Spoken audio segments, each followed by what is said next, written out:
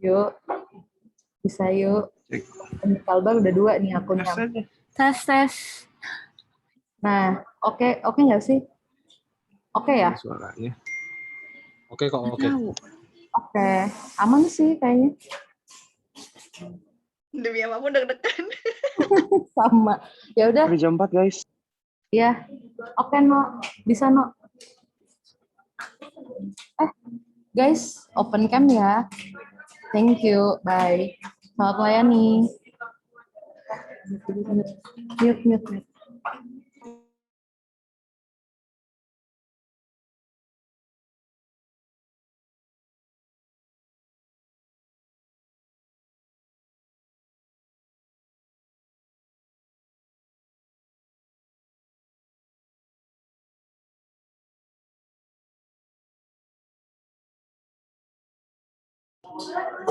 Yuk, Fit.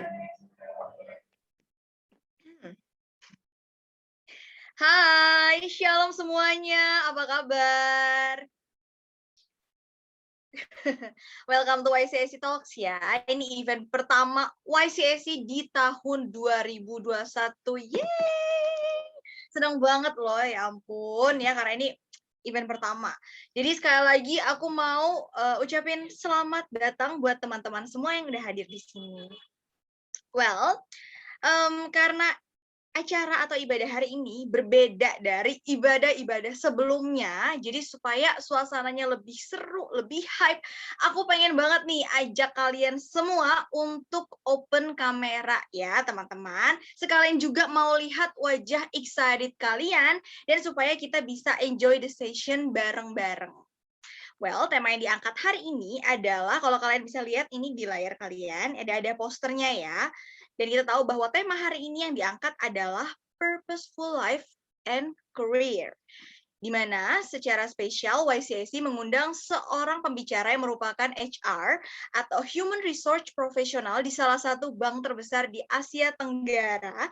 Dan beliau juga seorang content creator yang membahas soal karir, keuangan, dan pendewasaan. Wah, keren banget gak sih? Aduh, aku gak sabar banget loh ya. Dan gak cuman itu loh, hari ini kita juga akan mendengarkan kesaksian dari teman kita, Kak Natasha Valentin. Pasti penasaran banget ya teman-teman.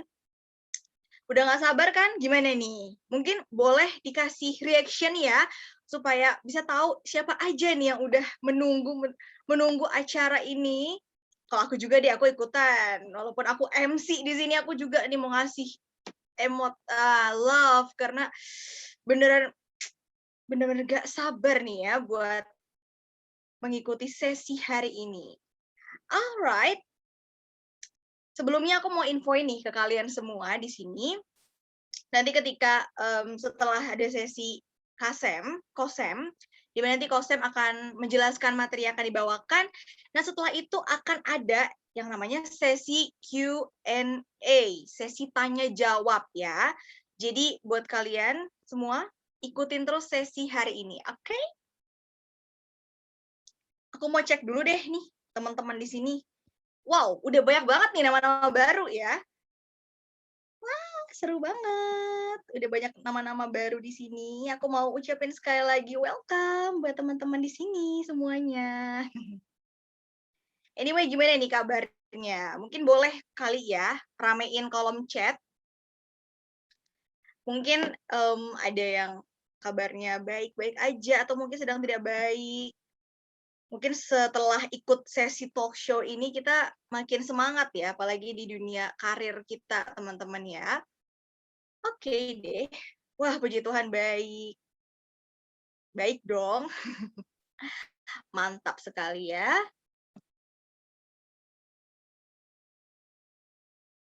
Oh ya, aku juga mau ingetin nih ya. Ntar kalau lagi ibadah, ntar memasuki sesi ibadah, mungkin teman-teman semua akan di-mute supaya ibadah berjalan dengan baik. Tapi tenang, nanti pas sesi ini udah selesai, kita mempersilahkan teman-teman bisa unmute, jadi kita bisa ngobrol satu dengan lain, bisa chit-chat, bisa tanya-tanya ya gitu. Mungkin dari YCSC Talks ini tuh dapetin apa sih gitu. Atau mungkin kan tiap orang pasti beda-beda ya, mungkin ada yang kayak, wah aku habis ikut sesi ini aku jadi semangat nih buat ngelamar di perusahaan yang aku inginkan, yang aku impikan dari dulu, atau mungkin ada yang aku jadi semangat nih pengen memulai bisnis atau apapun ya. Teman-teman semua di sini pasti punya mimpi, punya rencana yang berbeda-beda ya. Alright.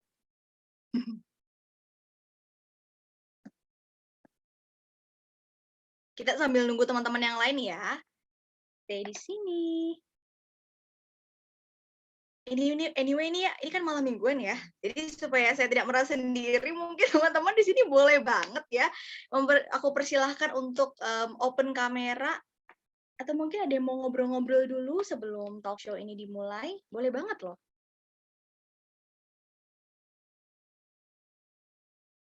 Oke, di sini juga udah ada Korobi Cianita yang merupakan hit leader kita di YCSI. Shalom Korobi Cianita, apa kabar?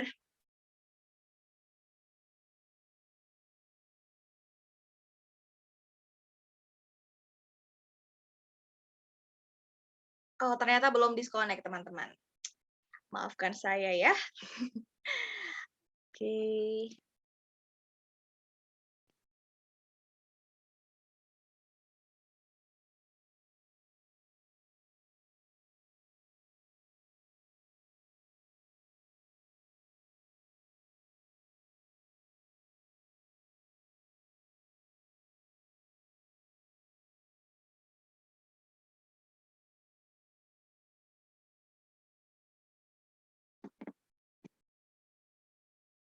Wow, ini udah mulai bertambah ya, udah banyak banget nih yang masuk. Dan aku ngelihat sekali lagi, ini yang masuk banyak banget nama-nama baru. Mungkin boleh kasih tahu kali ya, ini teman-teman semua tinggal di mana nih? Mungkin boleh aku dari Batam misalnya, contohnya gitu. Biar tahu satu dengan yang lain gitu. Oke. Di sini juga udah ada Korobi dan Cianita yang merupakan youth leader di YCSI. Jadi aku mau nyapa dulu nih. Shalom Korobi, Cianita. Shalom. Shalom. Shalom Vidya. Shalom. Apa kabar Korobi, Cianita? Puji Tuhan, baik. Vidya baik? Puji Tuhan baik kok. Ya, puji Tuhan. Thank you teman-teman, sekali lagi selamat datang ya teman-teman di YCSI Online Service. Hari ini ada acara talk show ya. Saya lihat juga tadi Vidya udah masuk, udah join Kak Samuel Ray-nya deh. Oh. Iya. Wah. Udah hadir kayaknya, udah join. Bener nggak? Oh iya, betul banget nih. Aku baru lihat ya. Halo Kak Ray, Kak Samuel. Salam kenal ya Kak Samuel Ray. Thank you udah mau melayani untuk mengisi acara di YCSI Online Service. Ya, selamat melayani, Tuhan Yesus memberkati. Oke, Vidya lanjut. Siap, Kak Robi. Oh oke ya, nggak apa-apa Kak Samuel.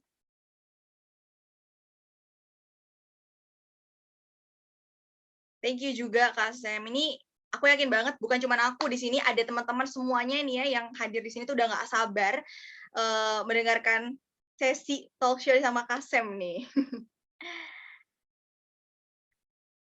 Welcome, Kak Sam.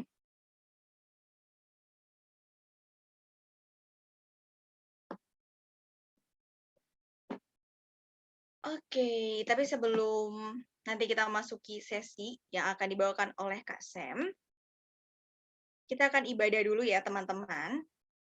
Dan sekali lagi aku mau mengingatkan kepada teman-teman semua di sini, jadi selama ibadah berlangsung, nanti teman-teman akan di-mute supaya ibadah berlangsung dengan baik ya, dengan lancar, tidak ada suara-suara dari mana gitu ya. Tapi kalian boleh banget nih untuk membuka kamera supaya kita bisa melihat satu dengan yang lain ya, jadi supaya juga kita bisa enjoy the session, sorry. Oke, di sini udah ada WL kita. Halo Kenneth. Aku persilahkan Kenneth untuk langsung memimpin pujian penyembahan. Alright teman-teman, yuk sebelum kita masuk kita mau berdoa dulu. Bapa di dalam surga, saat ini kami menyiapkan hati kami. Kami serahkan acara ini ke dalam tangan-Mu ya Bapa.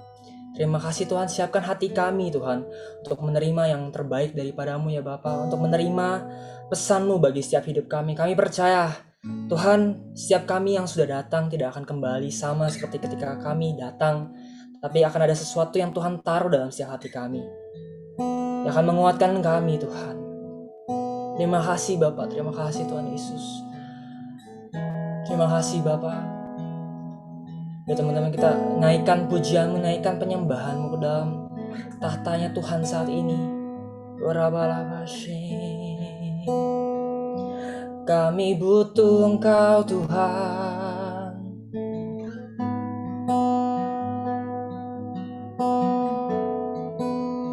We sing, I need you Lord.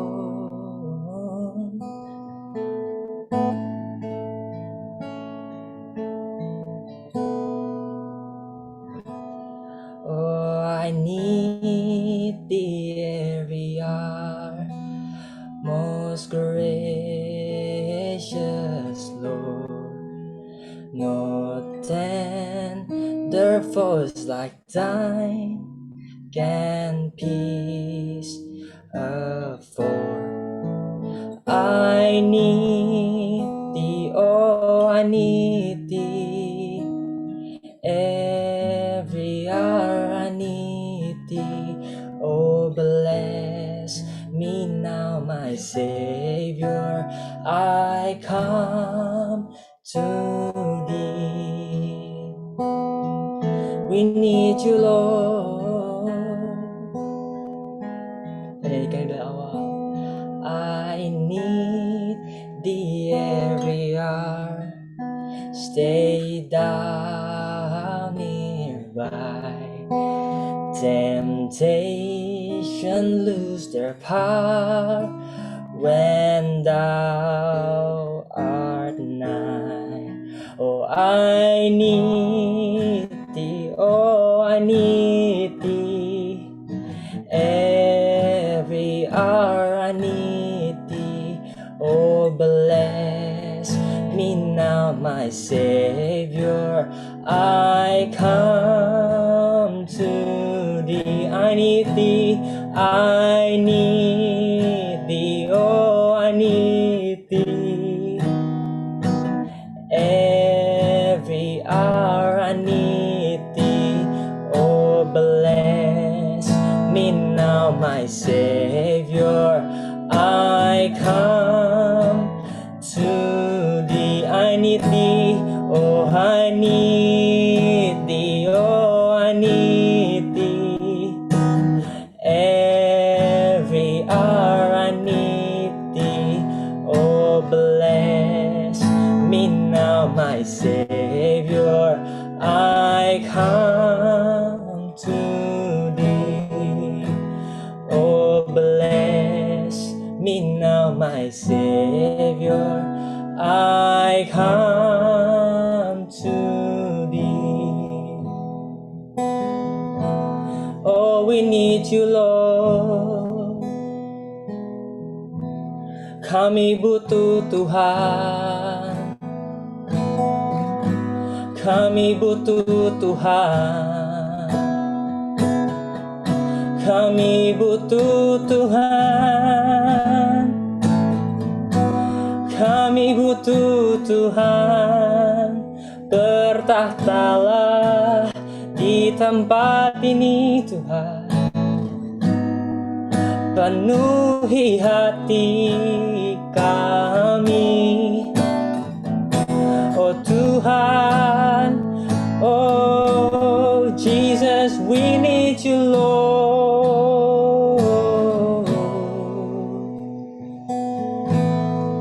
Kami butuh Tuhan. Oh Jesus.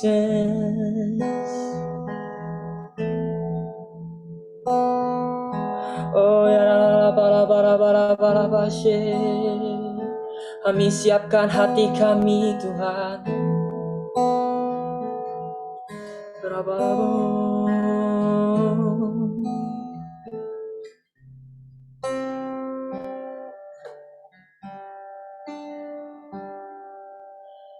And Jesus, I need you. every moment I need you. Here now, this graceful heart sing out your praise forever. Sing Jesus, oh Jesus, I need you every moment. I need you.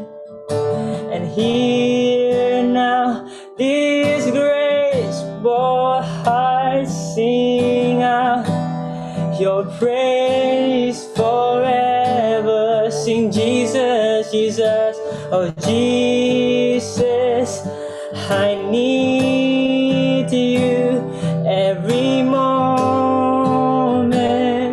Oh, I need you. And here now, this graceful heart sing out your praise forever.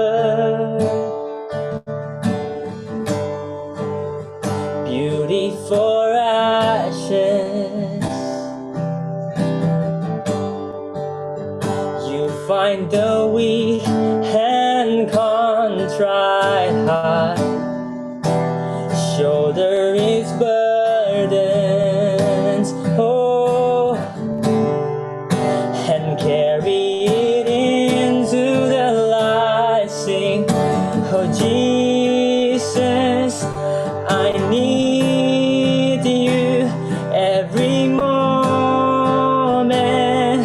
I need you.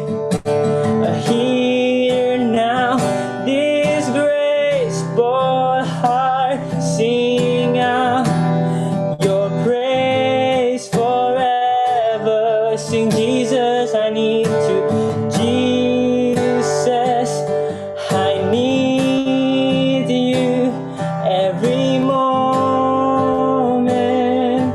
I need you.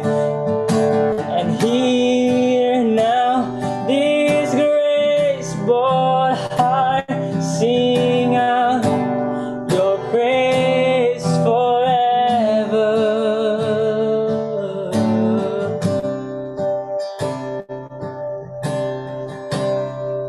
Remember love, remember mercy, Christ before me, Christ behind me. Your loving kindness has never failed me. Oh, Christ before me, Christ behind me. Remember love, remember mercy, Christ before me, Christ behind me. Your loving kindness has never failed me. Oh, Christ before me and Christ behind me. Remember love, remember mercy, Christ before me, Christ behind me. Your loving kindness has never failed me. Oh, Christ before me and Christ behind me.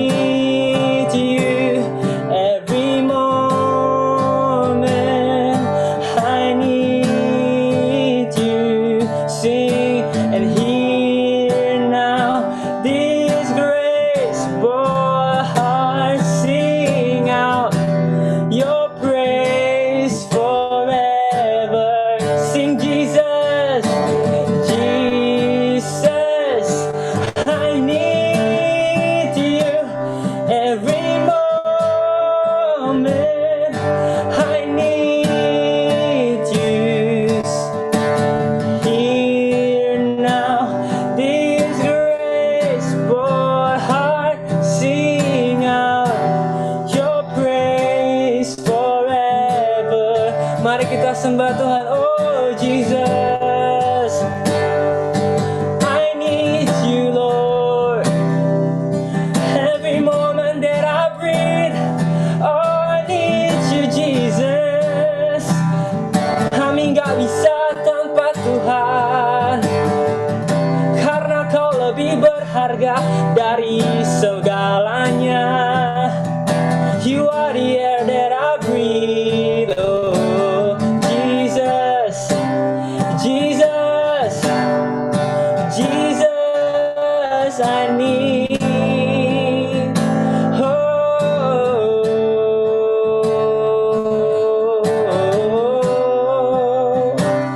Oh, Jesus, I need you, Lord. Dalam pekerjaanku, dalam hidupku, dalam keluargaku. Oh, we need you, Lord. We need you, Jesus. Kami mau stop untuk menjalani hidup ini tanpa Tuhan. Kami nggak mau menjadikan Tuhan our last line of defense. Tuhan sebagai pertahanan pertama kami. Kami mau membawa Tuhan dalam setiap perkara yang kami kerjakan. Kami membawa Tuhan because kami mengerti Tuhan. Kami nggak bisa tanpa Tuhan. Oh, we need you, Lord. You are our everything.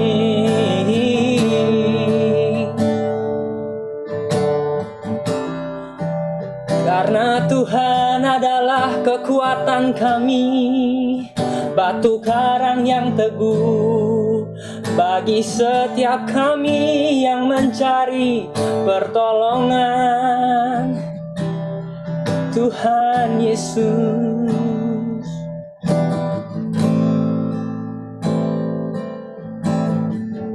terima kasih Tuhan.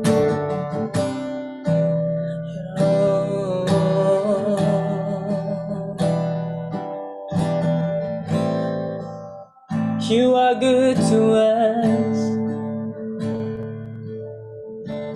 and Jesus, I need you every moment. I need you.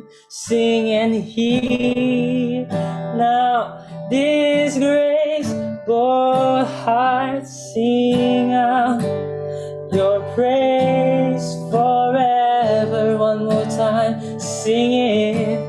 Jesus, I need you every moment. I need you.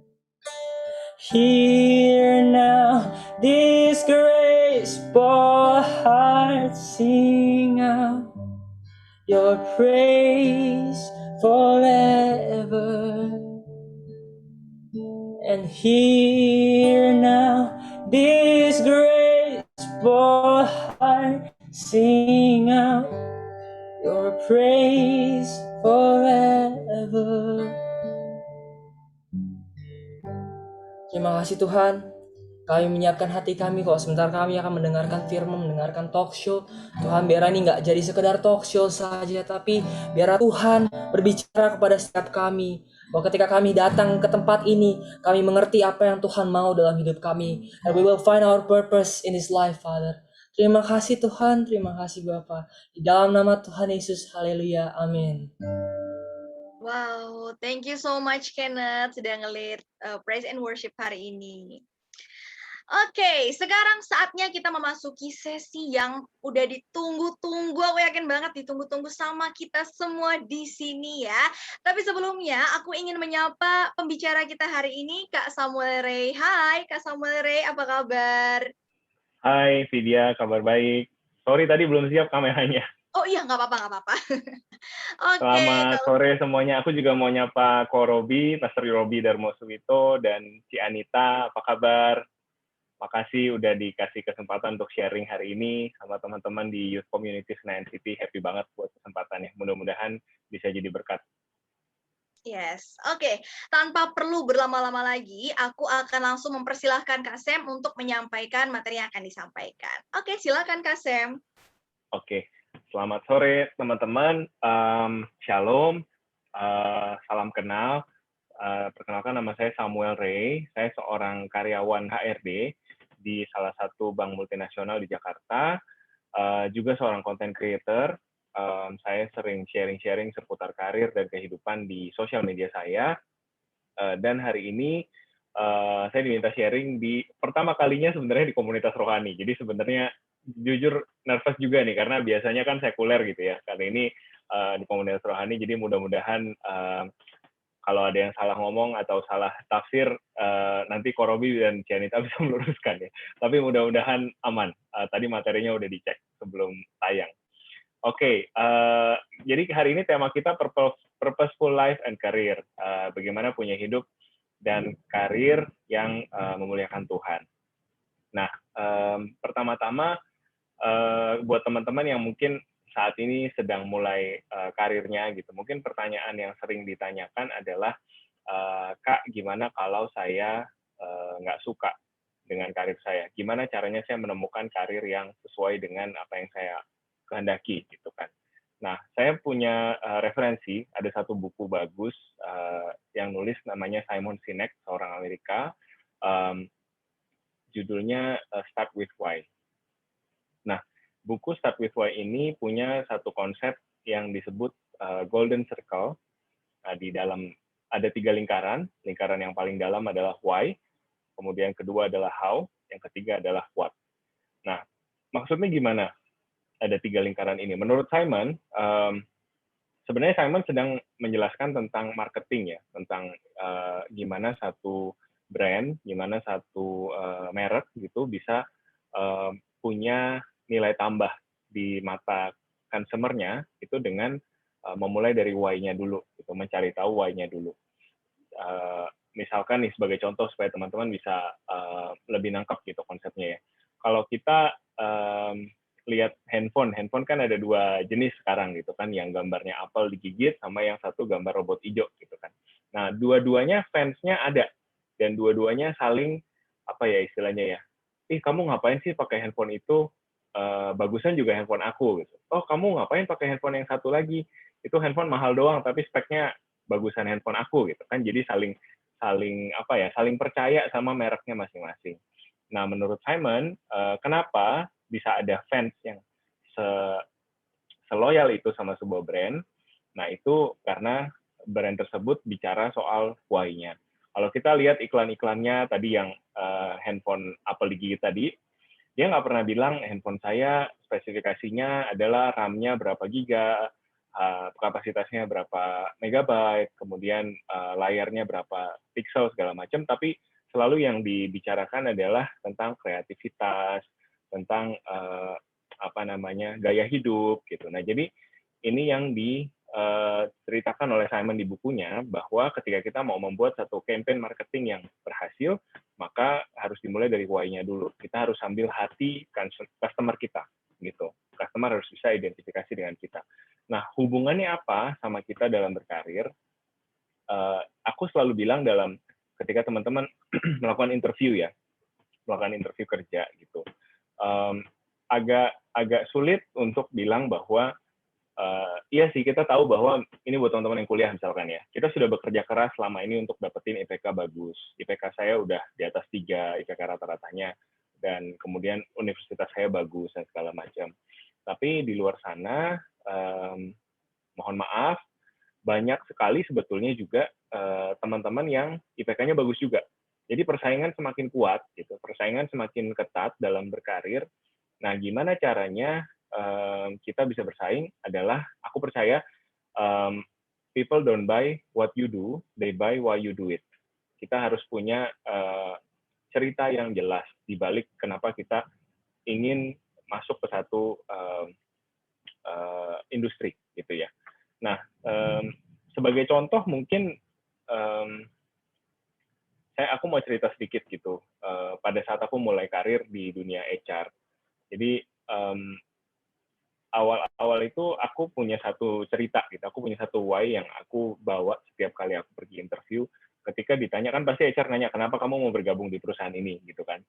Nah, jawaban yang mungkin over the years aku ulang-ulang gitu ya. Aku menceritakan satu pengalaman waktu aku kuliah, jadi volunteer di kegiatan pendidikan anak-anak. Jadi aku menjadi kakak untuk satu camp gitu, kayak retreat gitu. Di dalamnya ada anak-anak usia SD 7 sampai 12 tahun. Nah, kita ajarin mereka bahasa Inggris gitu. Jadi lewat camp itu aku merasakan dapat panggilan hidup, ketemu bahwa kayaknya aku pengen masuk ke dunia HRD, aku kepengen punya karir di mana aku bisa memberikan impact bagi orang lain gitu. Nah, buat aku saat itu aku nggak sadar apa yang sedang aku ceritakan, tapi sekarang aku looking back ke pengalamanku saat itu, aku lihat itu why-nya. Aku lihat itu why yang akhirnya membedakan aku dengan kandidat lain dan membantu aku dapatkan pekerjaan pertamaku gitu. Nah, jadi ini mungkin tips pertama gitu ya yang bisa teman-teman yang sedang mencari kerja persiapkan. Semua orang bisa masuk, nggak semua orang bisa masuk kampus teman-teman. Maksudnya pasti ada journey-nya, pasti ada challenge-nya sendiri gitu. Tapi dari angkatan kalian, kalian harus stand out lagi. Gitu. Caranya stand out bagaimana? Ya, temukan why ini menurutku. Jadi gimana caranya teman-teman bisa jawab pertanyaan, kenapa kamu mau gabung di perusahaan ini dengan cerita yang spesial, dengan cerita yang spesifik ke teman-teman gitu. Kayak gitu. Personality bisa dipelajari, ya kan? Kita bisa gimana sih caranya biar relax, gimana caranya biar kita bisa senyum di interview, biar bisa bercanda sama recruiter gitu, itu bisa dipelajari. Tapi hal yang sulit dipelajari kalau nggak dipersiapkan adalah why ini. Teman-teman jangan lupa datang ke satu perusahaan, jangan ya udah karena saya butuh kerjaan Pak, kan why ada jokesnya kan di Twitter ya, why do you want to apply here? Because you're hiring. What can you bring to this company? A new employee. Jadi kenapa kamu mau daftar kerja di sini? Karena Bapak lagi buka lowongan, dijawab. Apa yang kamu bisa bawa ke perusahaan ini? Ya saya Pak, saya karyawan baru gitu. Jadi jangan default seperti itu, tapi belajar untuk artikulasikan secara berupa cerita gitu, berupa cerita. Tadi kan aku cerita ya, aku dulu volunteer di kampus, aku ketemu anak-anak ini, it changed my life, memberikan aku arahan baru untuk mengabdi kepada dunia learning and development, dan aku temukan itu di HR seperti itu. Jadi ini cerita yang pastinya berbeda, pastinya tiap kita punya episode masing-masing, dan aku encourage teman-teman untuk menemukan ini. Karena kenapa? Ya tadi Simon bilang, people don't buy what you do. Kalau teman-teman cuma bilang, oke, saya pinter bahasa Inggris, oke, saya jago coding, oke, saya seorang insinyur, terus kenapa? Gitu. Akan ada follow-up question, terus kenapa? Nah, disitulah teman-teman bisa membedakan diri dengan cerita teman-teman. Nah, di sini sebelah kanan nih hanya contoh aja beberapa brand besar yang mereka punya why yang cukup kuat ya, yang bisa teman-teman jadikan contoh. Ini brand, tentu teman-teman sebagai personal brand tidak akan seperti ini why-nya, gitu. Tapi ini bisa jadi ide, gambaran buat teman-teman. Jadi temukan kenapa teman-teman ingin melakukan sesuatu dalam berkarir, gitu kan. Inspirasi ini bisa datang dari mana aja, jujur, why. Ini bisa datang dari mana aja, teman-teman just keep looking. Ketika teman-teman bisa menemukan why-nya, baru teman-teman akan temukan next-nya mau ngapain. Jadi why-nya paling susah, how and what-nya nanti bisa belajar sambil jalan. So that's the most important part. Nah, jadi why itu gimana cara nemuinnya, gitu kan? Apakah why itu harus seperti Kosem tadi bilang, pengen mengabdikan hidup untuk anak-anak atau pengen mengabdikan hidup untuk mendidik orang lain, memberikan training, gitu?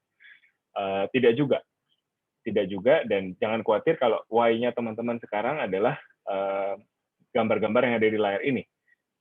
Adalah mungkin yang pertama, saya kepengen lulus dengan nilai yang baik dan membanggakan orang tua saya. Adalah yang di tengah, misalkan why-nya saya sayang dengan calon pasangan saya dan saya ingin menikahi dia.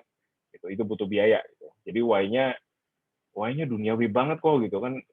yang lebih rohani dong gitu, mengubah dunia dan segala macam. Nggak apa-apa, menurut aku nggak semua orang bisa berpikir jauh gitu kan, nggak semua orang punya life changing experience dan butuh waktu untuk menemukan panggilan hidup yang besar itu gitu kalau memang ada. Tapi kalau memang yang ada di depan mata teman-teman adalah hal-hal materi yang ada di gambar ini, pengen punya rumah yang terakhir gitu kan, supaya kalau Natalan kumpul keluarga ditanya udah punya rumah om tante gitu, jadi calon mantu idaman gitu kan misalkan, ya itu nggak apa-apa juga. Jadi aku tulis di buku lagi probation, aku bilang it's okay to use this, untuk menggunakan ini sebagai stepping stone pelan-pelan gitu. Kalau memang cuman pengen beli motor kok, cuman pengen punya motor terus bisa kerja nggak naik kendaraan umum lagi, it's fine. Dengan teman-teman, yang penting adalah dibiasakan punya tujuan. Hidupnya dibiasakan punya tujuan supaya ada sesuatu yang teman-teman kejar, nggak ngalir aja, sehingga pelan-pelan teman-teman bergerak gitu. Meskipun sekarang belum terlalu jelas arahnya kemana gitu kan, tapi teman-teman bisa temukan dari pelan-pelan why ini dibentuk. Oke, nah ini ada satu kuadran ya yang aku juga tulis di bukuku. Bisa mungkin bermanfaat buat teman-teman yang sekarang sedang mencari why-nya teman-teman. Teman-teman mau kemana nih? Gitu. Teman-teman ingin mencari tujuan hidup, gitu ya. Bisa, again balik lagi, inspirasinya bisa datang dari mana aja. Teman-teman bisa mungkin ya sedang saat teduh gitu kan, pagi-pagi ada ayat Alkitab yang resonate dengan teman-teman, itu bisa jadi inspirasi buat why teman-teman. Atau tadi ketika teman-teman sedang ya ada di antara kita mungkin yang terhimpit ekonominya gitu, kalau gue nggak kerja gue nggak bisa makan gitu, atau gue harus biayain orang tua gue karena gue sandwich generation, atau ya ini mungkin salah satunya berangkat dari minat dan bakat. Aku tahu nggak semua orang privilege gitu ya untuk bisa mulai dari minat dan bakatnya, ada yang tadi alasan ekonomi dan segala macam. So this is just an option. Tapi yang teman-teman, aku mau teman-teman ambil hari ini adalah miliki tujuan tadi, supaya teman-teman bisa bergerak ke satu arah yang teman-teman kejar saat ini. Nah ini ada 4 kuadran, minat dan bakat. Kalau teman-teman ketemu apa yang ada di kuadran 1, bagus sekali, berminat dan berbakat, teman-teman tahu di situ ada ketertarikan dan teman-teman memang ahli melakukannya, kejar terus, siapa tahu ada penghasilan di situ. Kalau teman-teman ada di kuadran 2, berbakat tapi nggak berminat, coba dievaluasi lagi apakah mungkin ada potensi untuk ini dikembangkan jadi keahlian yang bisa menghasilkan, jadi karya, jadi karir. So, kalau tidak, mungkin cari di apa yang teman-teman miliki di kuadran 1. Kalau di kuadran 3, berminat tapi nggak berbakat, mungkin nih seperti orang yang suka nyanyi, tapi suaranya kurang merdu gitu, misalkan dia penyanyi kamar mandi gitu, seperti saya gitu. Ini ya mungkin jadi hobi aja gitu ya, tapi mungkin nggak bisa jadi mata pencarian misalkan. Yang keempat ada nggak berminat dan nggak berbakat. Jadi kita masing-masing punya items di 4 kuadran ini. Oke, nah mungkin sekarang masuk sedikit cerita ya tentang apa yang kukerjakan. Jadi dari tadi kan cerita teori gitu kan, dari tadi cerita kuadran, cerita diagram segala macam. Nah, kalau aku sendiri, why? Kenapa aku pengen jadi content creator? Kenapa aku pengen membuka forum sharing di Instagram untuk ngobrol sama teman-teman gitu ya, teman-teman di usia awal karir, tentang gimana caranya navigasi dunia kerja dengan segala politik dan lain-lainnya gitu. Aku menemukan nggak banyak percakapan tentang dunia kerja di media sosial.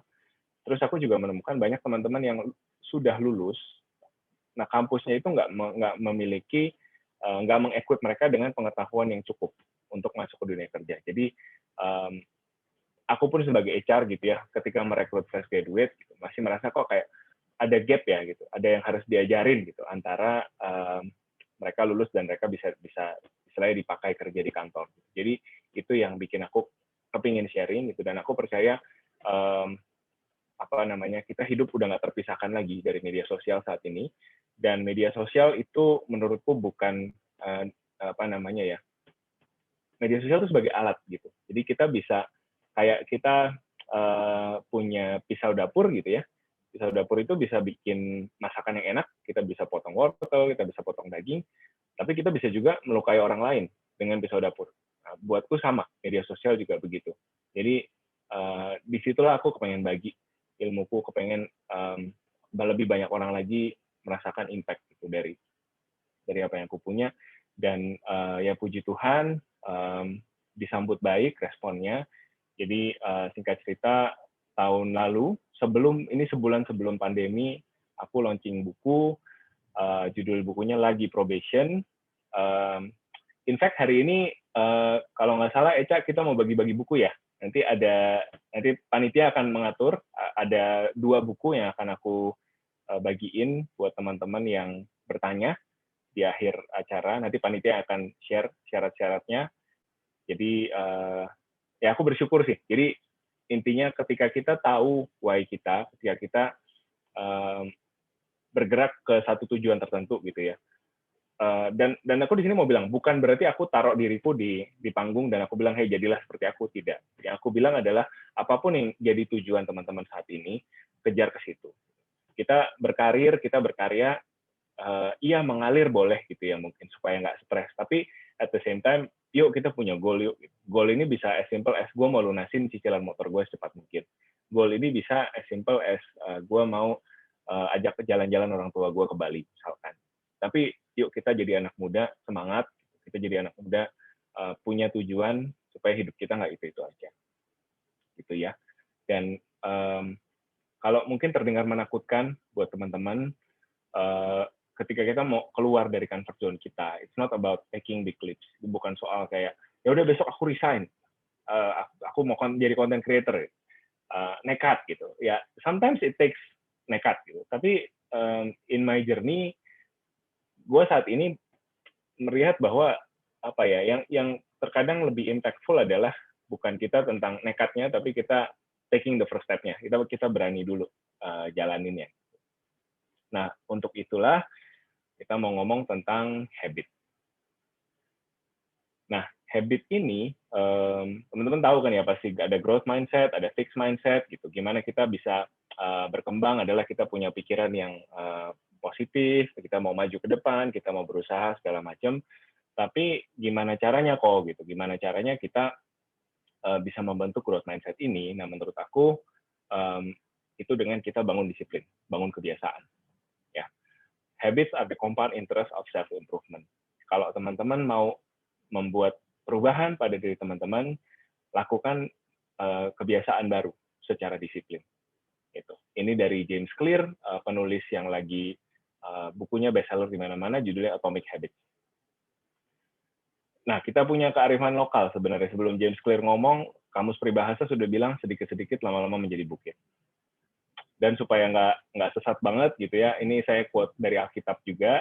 Ada juga Alkitab menyampaikan orang yang bisa dipercayai dalam hal-hal kecil bisa dipercayai juga dalam hal-hal besar.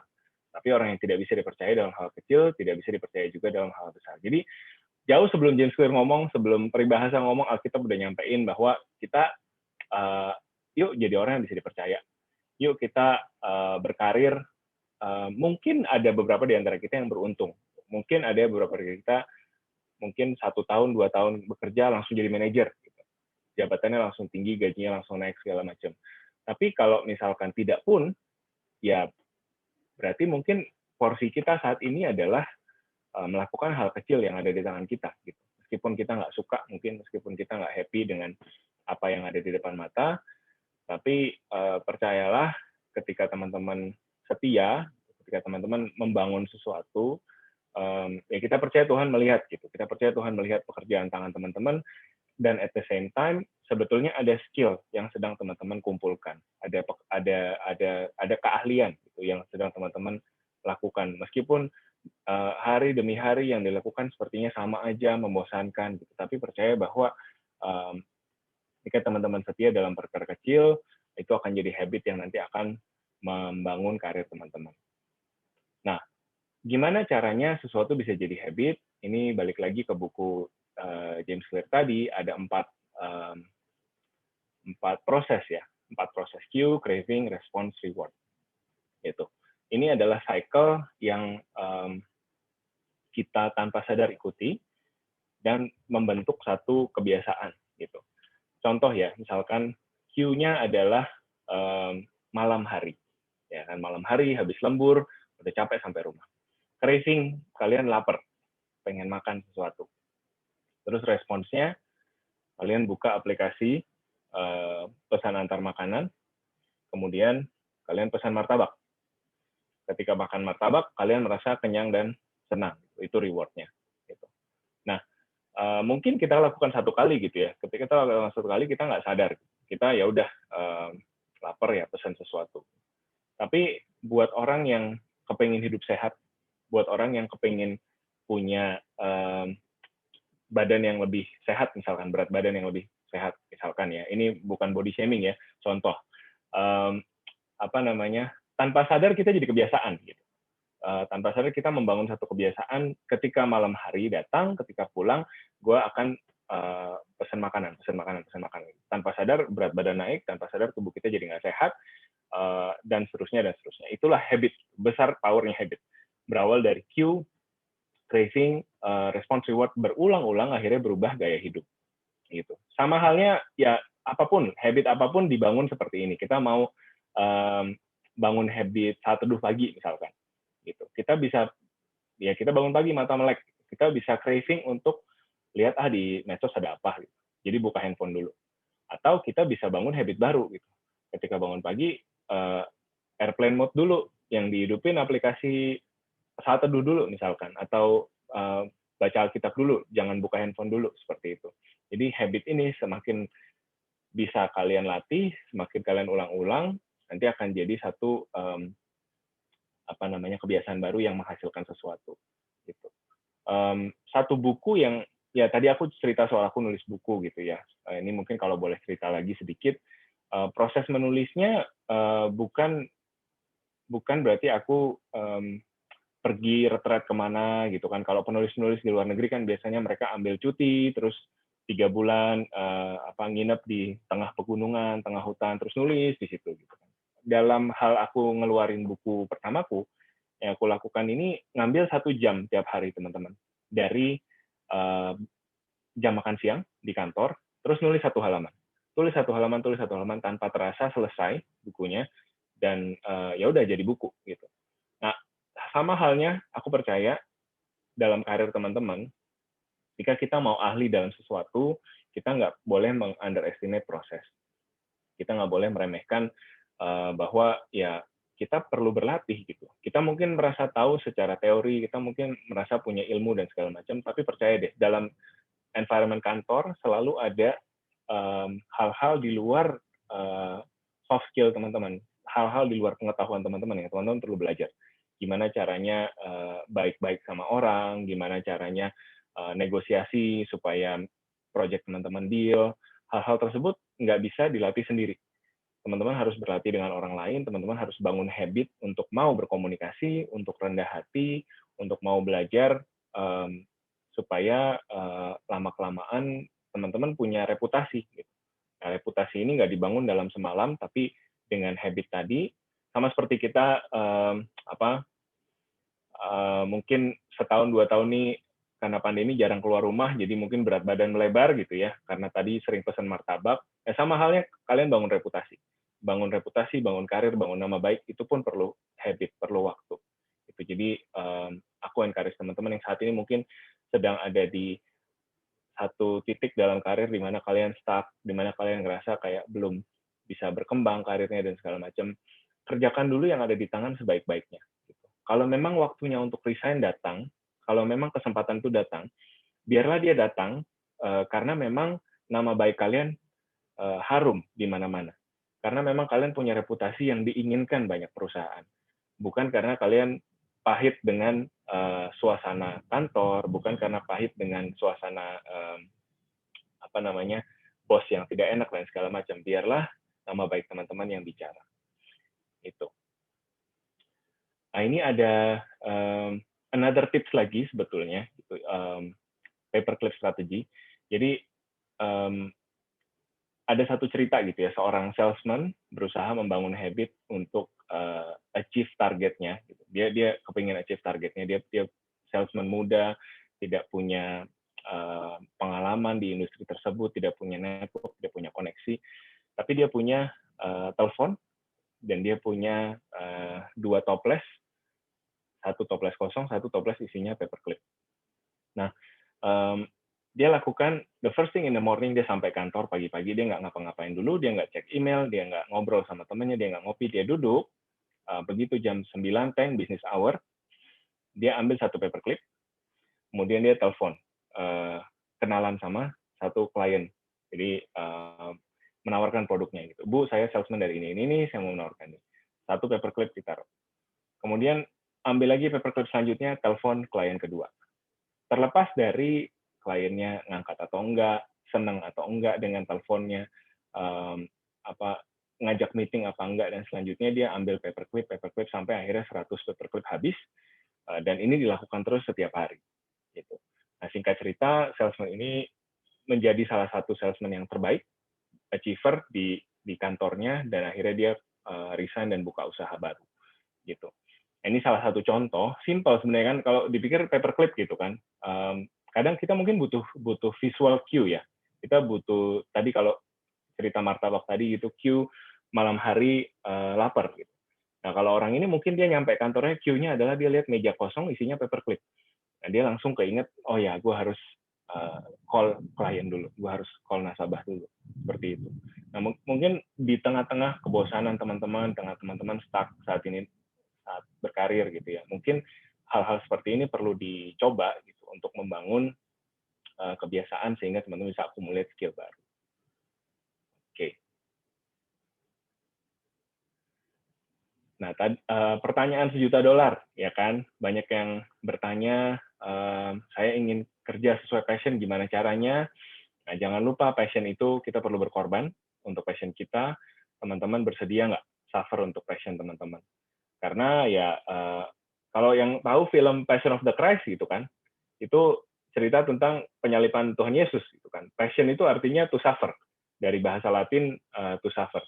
Yang membuat cerita passion ini kok jadi murah gitu ya, karena orang berpikir passion itu sesuatu yang saya suka, ya nggak? Oh, gue nggak passion, artinya gue nggak suka gitu. Anak-anak muda suka menerjemahkannya seperti itu. Padahal sebetulnya to be passionate about something is to suffer for it. Gitu. I can say that I'm passionate for my family. I'm passionate for my wife and my daughter. Do you know what that means? That means I'm suffering for them at times. Ya, kadang-kadang saya harus berselisih paham dengan istri saya. Saya harus melakukan hal-hal yang saya harus bangun jam 4 pagi misalkan, anak saya nangis. Terus saya harus sabar. Saya harus sabar karena anak kecil nggak ada tombol on off-nya kayak remote control, off cabut baterai mati gitu kan, nggak ada gitu. Kalau anak kecil ya kita harus merawat dan nurture dia. Hal yang sama dengan pekerjaan teman-teman saat ini. Be passionate about it, meaning that you must be willing to suffer for it. Because the world does not care about what kind of work you like or dislike. Ketika kita bicara soal organisasi, kepedulian yang terjadi adalah apa yang kamu bisa bawa, gitu. Apa yang kamu bisa bawa ke kantor ini, keahlian apa yang kamu bisa bawa, yang bisa kamu berikan, itulah yang akan jadi value buat kamu dalam organisasi tersebut. Oke, part 3 kita masuk ke uang. Aku mau bahas sedikit tentang uang di sini. Ada satu buku yang aku suka banget. Ini penulisnya namanya Vicki Robin, Your Money or Your Life, harta atau nyawa, gitu, terjemahan bahasa Indonesianya. Dia bilang soal life energy. Kita mungkin kalau kita melihat uang gitu ya, uang itu apa sih? Uang itu bisa jadi alat tukar, bisa jadi tanda kedaulatan negara, bisa jadi simbol kekayaan. Kalau banyak uang lebih dihormati mungkin gitu ya. Nah, tapi sebenarnya apa sih sebenarnya uang buat kita gitu? Orang-orang berkarir bekerja yang jam 9 sampai jam 5 tiap hari ngantor. Uang itu adalah buat Vicki Robin, dia menulis life energy. Life energy artinya begini. Terlalu sering kita berpikir beli sepatu, oke, harganya 1 juta. Gitu. Tapi yang kita nggak pikirkan adalah untuk dapetin 1 juta kamu kerja berapa jam? Untuk dapetin 1 juta, untuk ditukar dengan sepatu ini, kamu harus mengorbankan berapa jam hidupmu untuk mendapatkan sepatu ini. gitu. Dan nilainya pasti beda-beda ya, tergantung dari penghasilan kita tiap bulan gitu. Tapi point of view-nya adalah life energy hidup itu adalah sesuatu yang kamu nggak bisa dapatkan kembali loh. 1 jam ini kita ngobrol gitu ya, kita nggak bisa masuk mesin waktu kita dapatkan kembali 1 jam. 1 jam ini kita habiskan bersama-sama gitu. Demikian halnya ketika teman-teman di kantor bekerja gitu, itu ya jam-jam berharga dari masa muda teman-teman yang teman-teman habiskan di kantor dan ditukarkan dengan gaji gitu kan. Jadi uang yang teman-teman dapatkan gitu kan, yang dipercayakan Tuhan ke pundi-pundi rezeki teman-teman adalah life energy teman-teman. Gitu. Nah, think about this next time you want to go shopping. Think about this gitu. Jadi oke, sepatu 1 juta bisa cicil 0% 12 bulan ya, cuma 200.000 tiap bulan bisa lah gitu. Coba diubah cara berpikirnya, dilihat nilai totalnya, kemudian dipikirkan, gue kerja berapa lama sih untuk dapetin duit seperti ini, seperti itu. Nah, jadi life energy is limited.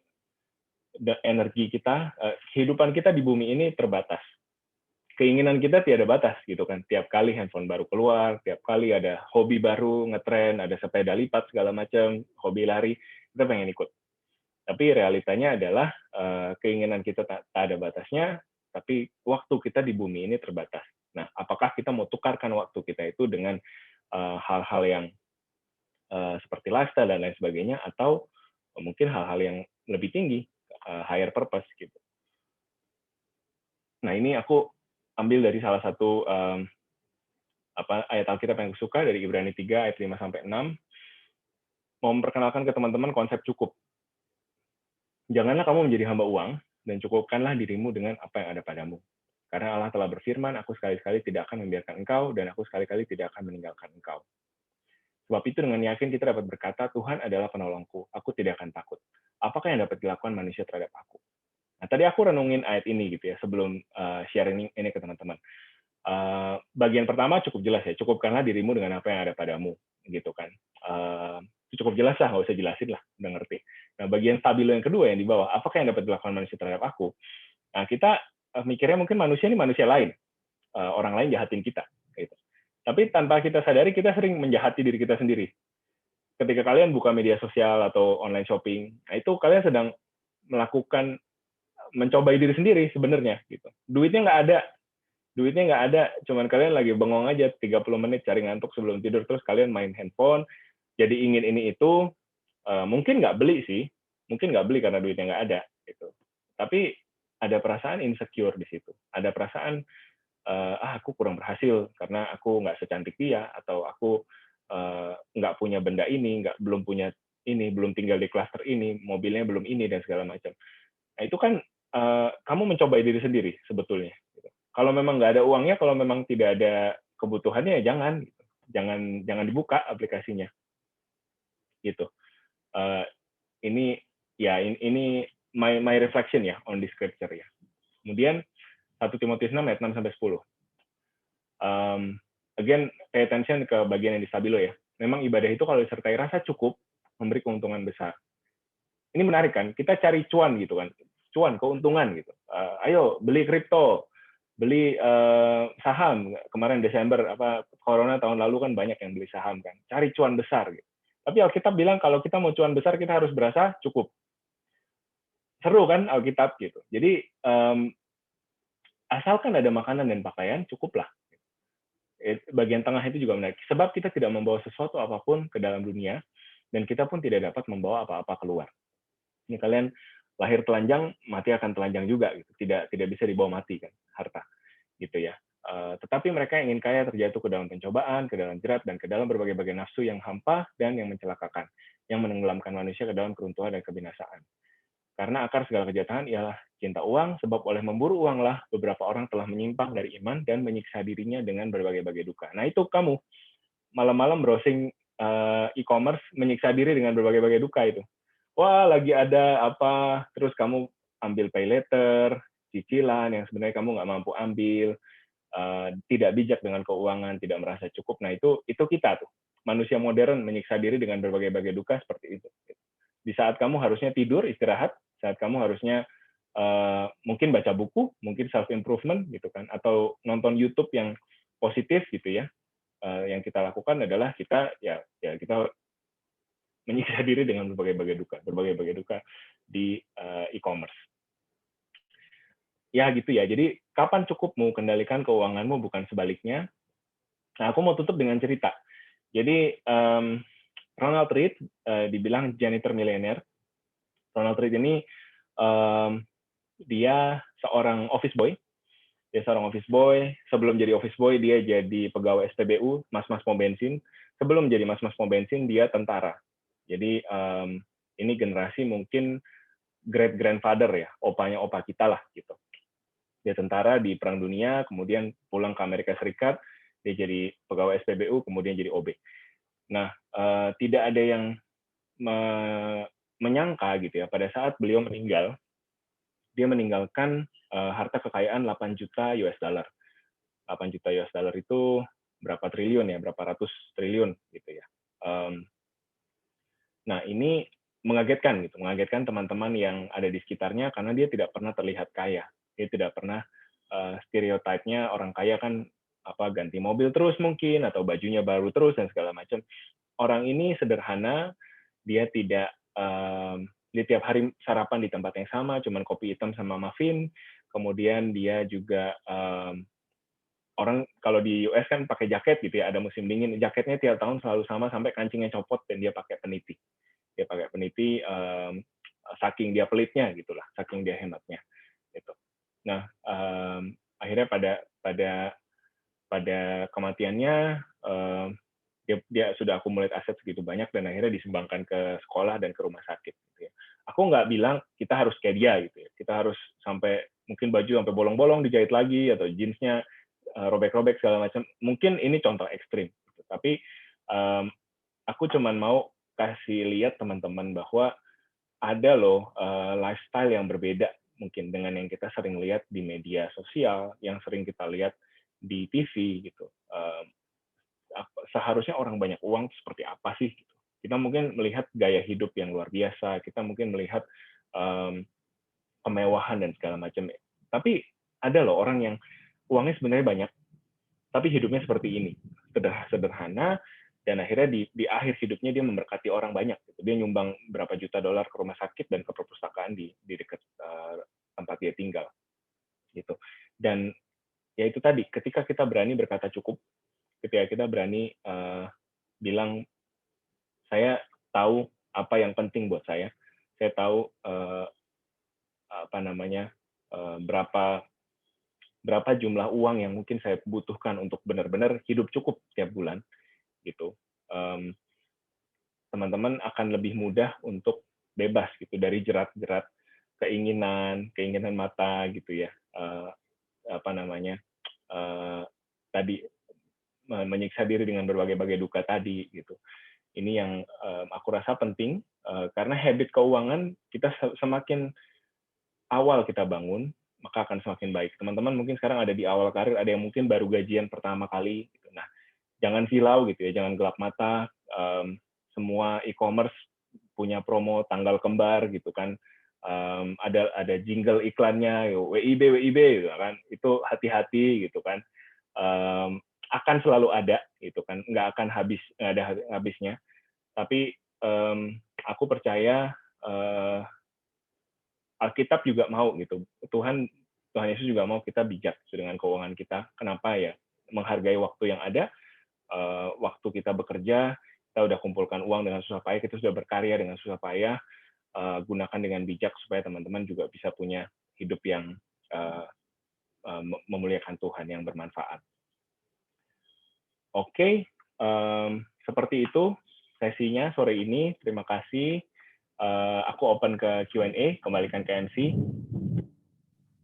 Wow, keren banget sih materinya, luar biasa. Kasih dong tepuk tangan virtualnya teman-teman. Keren banget ya. Ini kalau tadi aku bisa simpulkan dari materi yang sudah dibahas oleh Kak Sam, bahwa kita semua nih dalam berkarir, kita harus menemukan why. Kenapa gitu, pas kita awal mau melangkah dalam dunia karir, dan juga jangan lupa apapun yang lagi Tuhan percayakan sama kita saat ini kita lakukan dengan maksimal ya. Mungkin ada yang udah pengen cepet-cepet, biasanya kan manusia gitu ya, pengen cepet-cepet nanjak gitu, nggak mau lewatin proses dulu gitu kan. Nah tapi tadi Kak Sam juga ingetin ke kita bahwa di dalam dunia pekerjaan pun kita jangan pernah lupa untuk terus setia sama apapun yang lagi Tuhan percayakan di tangan kita gitu ya. Berarti bakat kita, skill kita, apapun yang saat ini dipercayakan. Alright, kalau begitu selanjutnya kita akan masuk sesi Q&A, dan seperti yang tadi sudah di-sounding di awal, akan ada pemenang yang akan mendapatkan hadiah berupa buku yang ditulis langsung oleh Kak Sam yang berjudul Lagi Probation. Dan tim YCSC sudah memilih beberapa pertanyaan yang akan aku bacakan dan tentunya langsung dijawab oleh Kak Sam. Kita langsung dari pertanyaan pertama ya Kak Sam. Oke, pertanyaan pertama ini dari teman kita, jadi tanya seperti ini. Gak semua perusahaan itu bisa di-research melalui Google. Bagaimana kita sebagai pelamar bisa menjawab pertanyaan yang seperti, mengapa memilih perusahaan X dengan pengetahuan apa adanya secara baik? Oke. Oke, seperti itu Kak. Oke, boleh silakan dijawab Kak Sam. Oke. Betul nggak semua perusahaan bisa di search melalui Google. Thank you buat pertanyaannya. Tapi mungkin Google bisa jadi awal mula ya, teman-teman bisa cari informasi. Yang aku lakukan, jadi Google itu punya fitur namanya Google Alerts. Google Alerts itu teman-teman bisa pakai secara gratis. Teman-teman bisa minta Google untuk kasih tahu teman-teman kalau ada berita, kalau ada artikel yang menyebut perusahaan tersebut. Atau bahkan menyebut nama teman-teman nih, misalkan teman-teman adalah public figure dan tertarik ada yang ngomongin gue nggak ya di internet, ada artikel yang jelek atau bagus tentang gue nggak di internet, ada namanya Google Alerts. Teman-teman bisa aktifin fitur Google Alerts ini untuk dikasih informasi tentang perusahaan tersebut. Itu satu. Nah, kalaupun teman-teman benar-benar sama sekali nggak ada informasi tentang perusahaan tersebut, bisa zoom out sedikit, teman-teman belajar tentang industrinya. Jadi, oke, perusahaan PT tersebut nggak pernah disebut di berita manapun, tapi gue bisa belajar tentang misalkan banking, atau gue bisa belajar tentang consumer goods, gue bisa belajar tentang technology company. Trennya lagi ada apa sih? Gitu. Di berita lagi ada apa sih? Berita-berita yang besar, ya ada konglomerasi dari Cina misalkan mau masuk ke Indonesia, investasi di perusahaan ini itu. Jadi minimal industry knowledge-nya teman-teman tahu pada saat teman-teman interview tuh bisa keluar gitu.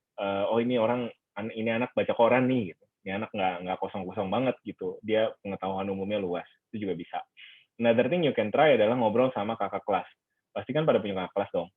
Kelasnya kan mungkin perusahaannya nggak sama, tapi minimal industrinya sama ada pasti. Ada kakak kelas yang kerja di oil and gas, ya udah ajak ngobrol gitu. Masa depan oil and gas gimana, segala macam. Gimana biar mau diajak ngobrol? Ya modal, kalian traktir ngopi misalkan, tapi susah ya pandemi yang traktir kopi ya.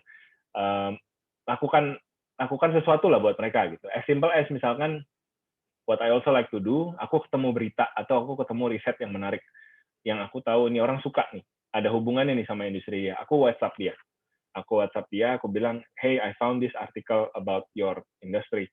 What do you think, bro? Dari situ ngobrol di WA kan jadi insight, gitu. Dan dia jadi ingat kamu. Oh, ini anak pinter nih, ini anak baca koran. Itu dan siapa tahu ada the power of orang dalam ya kan.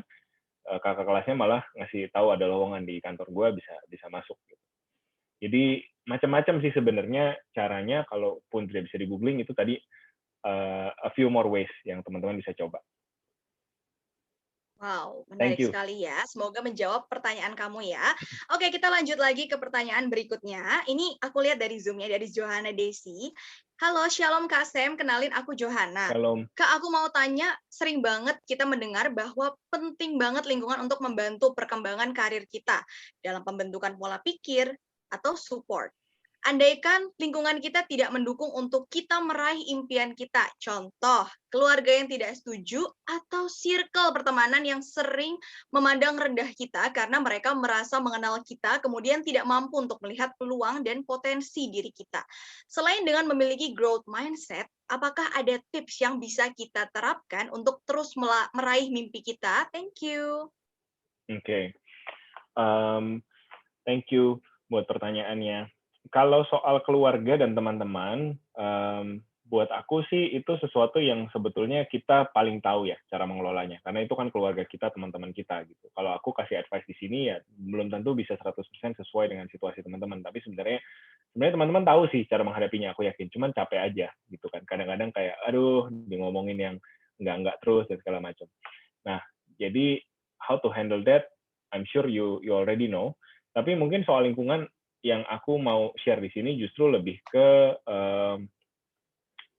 kesempatan kerja, kesempatan dipromosi, kesempatan untuk berkembang di kota tersebut untuk profesi teman-teman ada nggak saat ini? Kayak gitu. Kita nggak bisa tutup mata lah. Jakarta adalah di mana semua headquarter berada gitu kan. Semua headquarter perusahaan rata-rata kantornya Jakarta. Pengembangan ekonomi di Indonesia masih Java-centric, masih rata-rata Jakarta. Ya, Tangsel lah paling banter gitu. Ada beberapa perusahaan pindah ke Tangsel kan headquarternya, tapi masih Jawa Barat centric.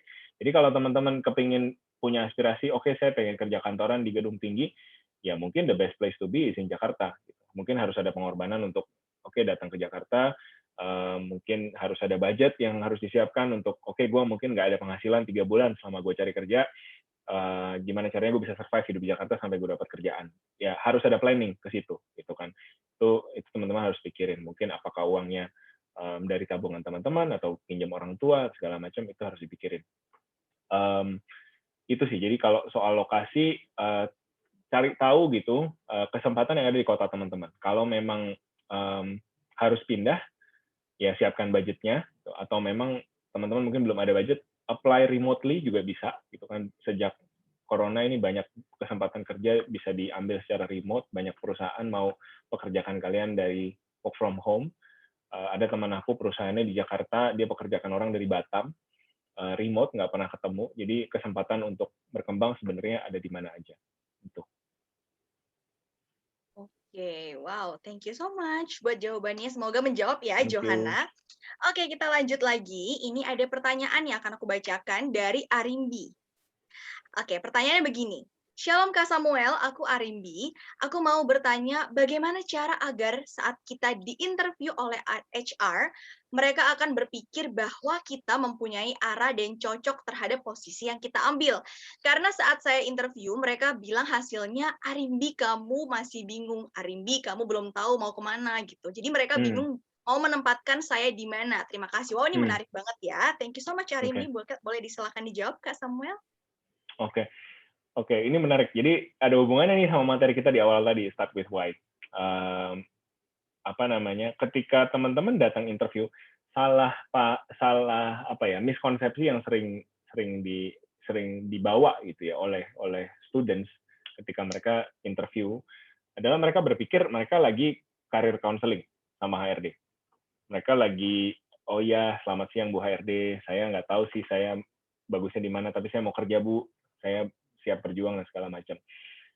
Ada baiknya kalau teman-teman datang ke satu perusahaan, teman-teman udah clear gitu, teman-teman mau mengerjakan apa di perusahaan tersebut. Meskipun dalam hati ya nggak yakin banget gitu kan.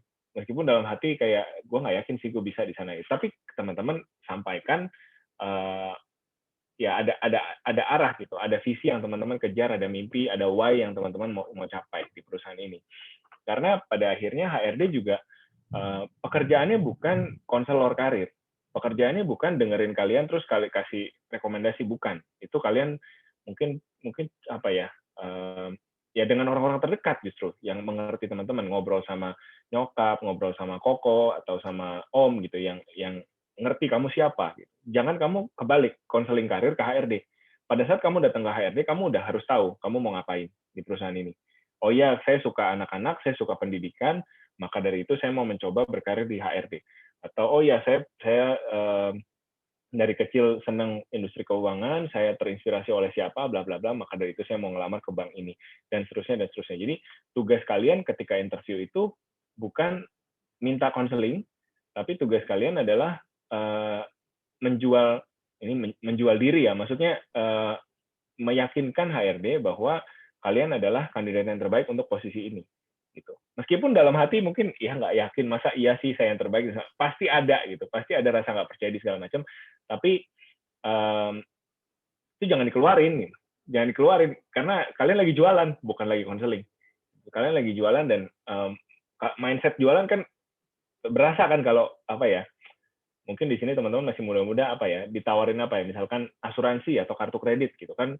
Kalau orang jualan ke kamu kan kayaknya semangat gitu. Terus kayaknya produk yang dibawa tuh udah yang paling terbaik sedunia gitu. Nah, hal yang sama kalian harus punyai mindset-nya ketika datang interview adalah ya demikian gitu. Bawalah diri kalian yang terbaik, presentasikan dengan terbaik supaya HRD tuh percaya bahwa oke nih anak kok bisa terusin ke ke ke ke posisi yang selanjutnya. Jadi lakukan PR-nya sebelum interview, jangan kebalik. Itu pekerjaan rumah dibawa ke HRD, suruh mikir bareng-bareng, ya bingung HRD-nya juga. Gitu.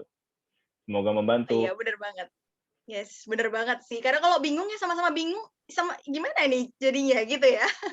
Benar-benar setuju banget. Oke, kita masuk ke last question ya, ke pertanyaan terakhir ini dari Eugenia Felicia.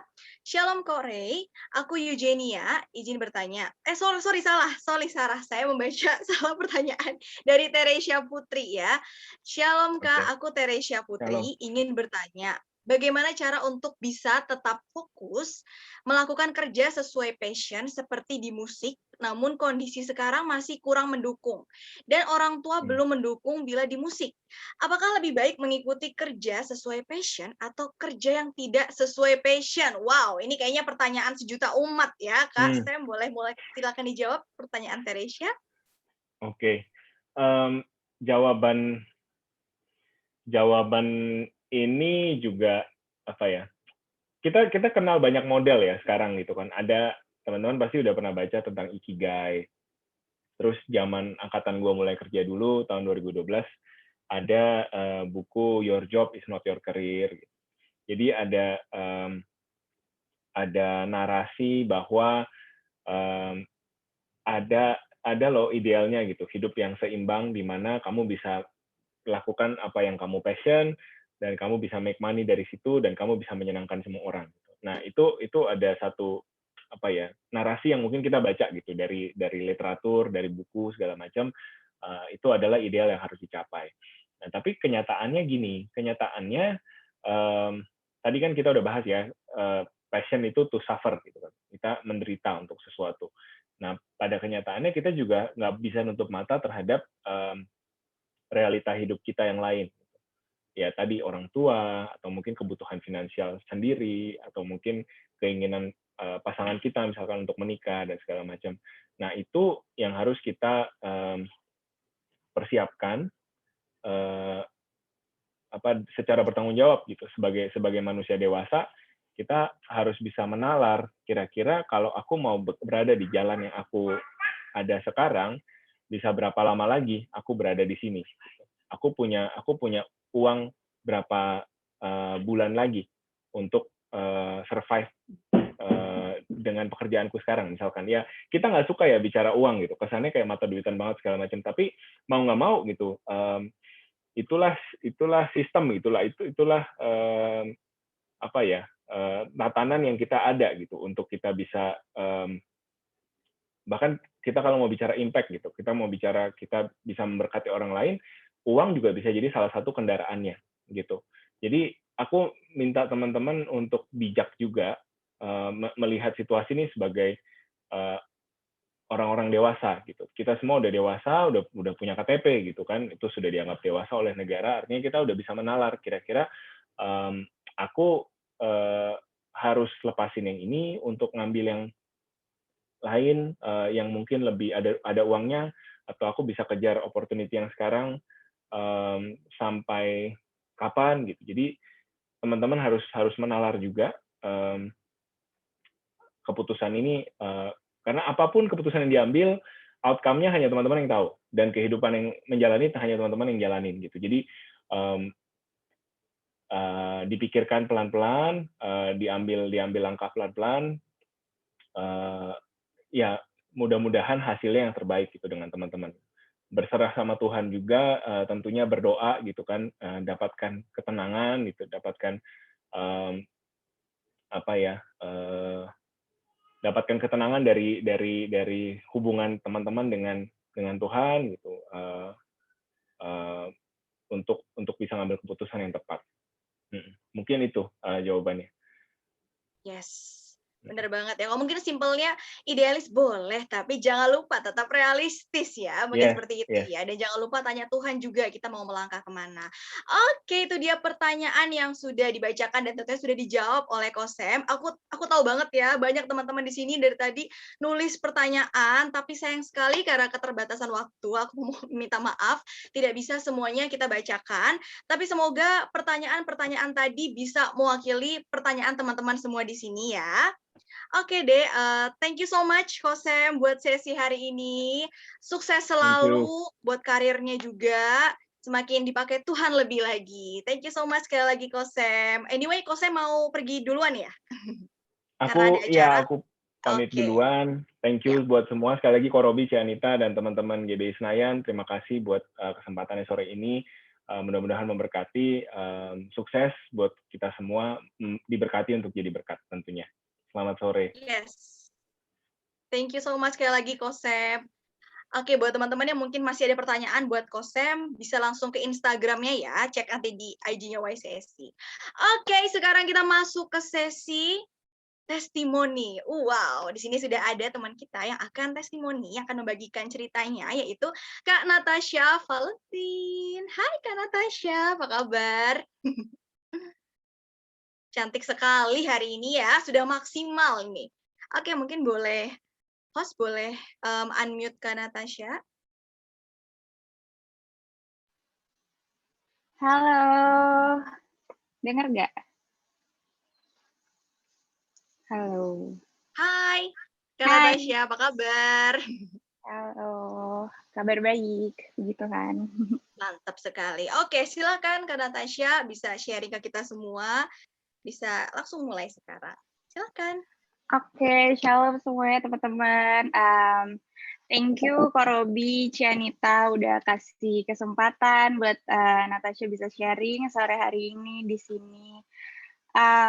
Perkenalkan udah perkenalan ya tadi. Oke, jadi kemarin itu aku sempat diminta tolong sama Kak Eca buat sharing sedikit soal gimana waktu aku cari kerja. Tunggu bentar. Nah, jadi kebetulan puji Tuhan aku sekarang udah punya pekerjaan, aku udah baru dapat pekerjaan gitu. Cuman proses cari kerja itu sendiri lumayan lama sih gitu, lumayan lama. Jadi aku mulai cerita dari waktu aku mau cari pekerjaan mungkin ya.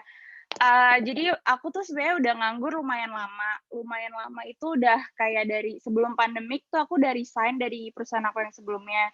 Nah, terus aku waktu itu karena ada urusan keluarga, jadi aku belum sempat untuk cari kerja, belum sempat untuk apply kerjaan memang pada saat itu. Terus kebetulan habis itu ada pandemi kan, dan pas aku selesai dengan urusan keluarga aku rencananya mau mulai untuk cari kerja lagi gitu, tapi karena waktu itu pandemik di Indonesia, di Jakarta tuh lagi parah-parahnya, jadinya aku lumayan agak parno pada saat itu, lumayan takut juga. Terus juga mama aku, keluarga aku semua kayak nyaranin aku untuk nanti dulu gitu cari kerjanya. Jadinya aku nunda untuk cari kerja gitu. Cuman beberapa bulan gitu aku nganggur, ya nganggur aja nunggu gitu sampai akhirnya aku ngerasa kayak udah mulai jenuh, udah mulai stres juga di rumah gitu, kayak nggak ngapa-ngapain, terus juga nggak ada penghasilan, dan aku pribadi nggak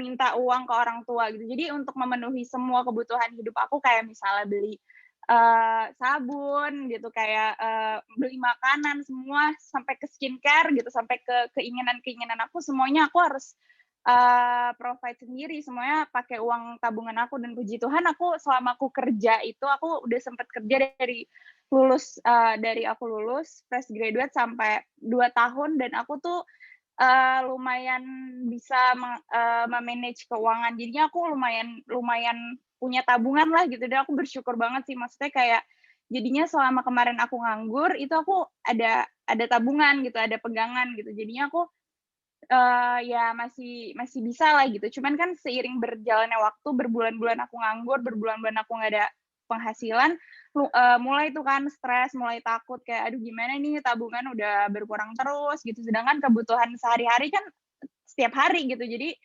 tabungan pasti berkurang dan lain-lain, mulai mulai panik, mulai stres juga gitu. Akhirnya aku ya udah deh gitu cari kerja gitu. Udah deh mulai kerja aja nggak usah takut gitu kan. Toh bisa pakai masker apa segala macam.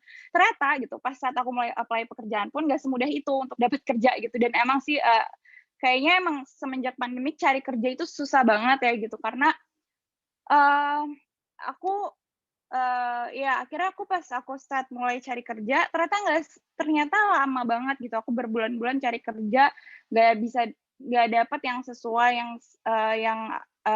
yang sesuai dengan apa yang aku cari gitu.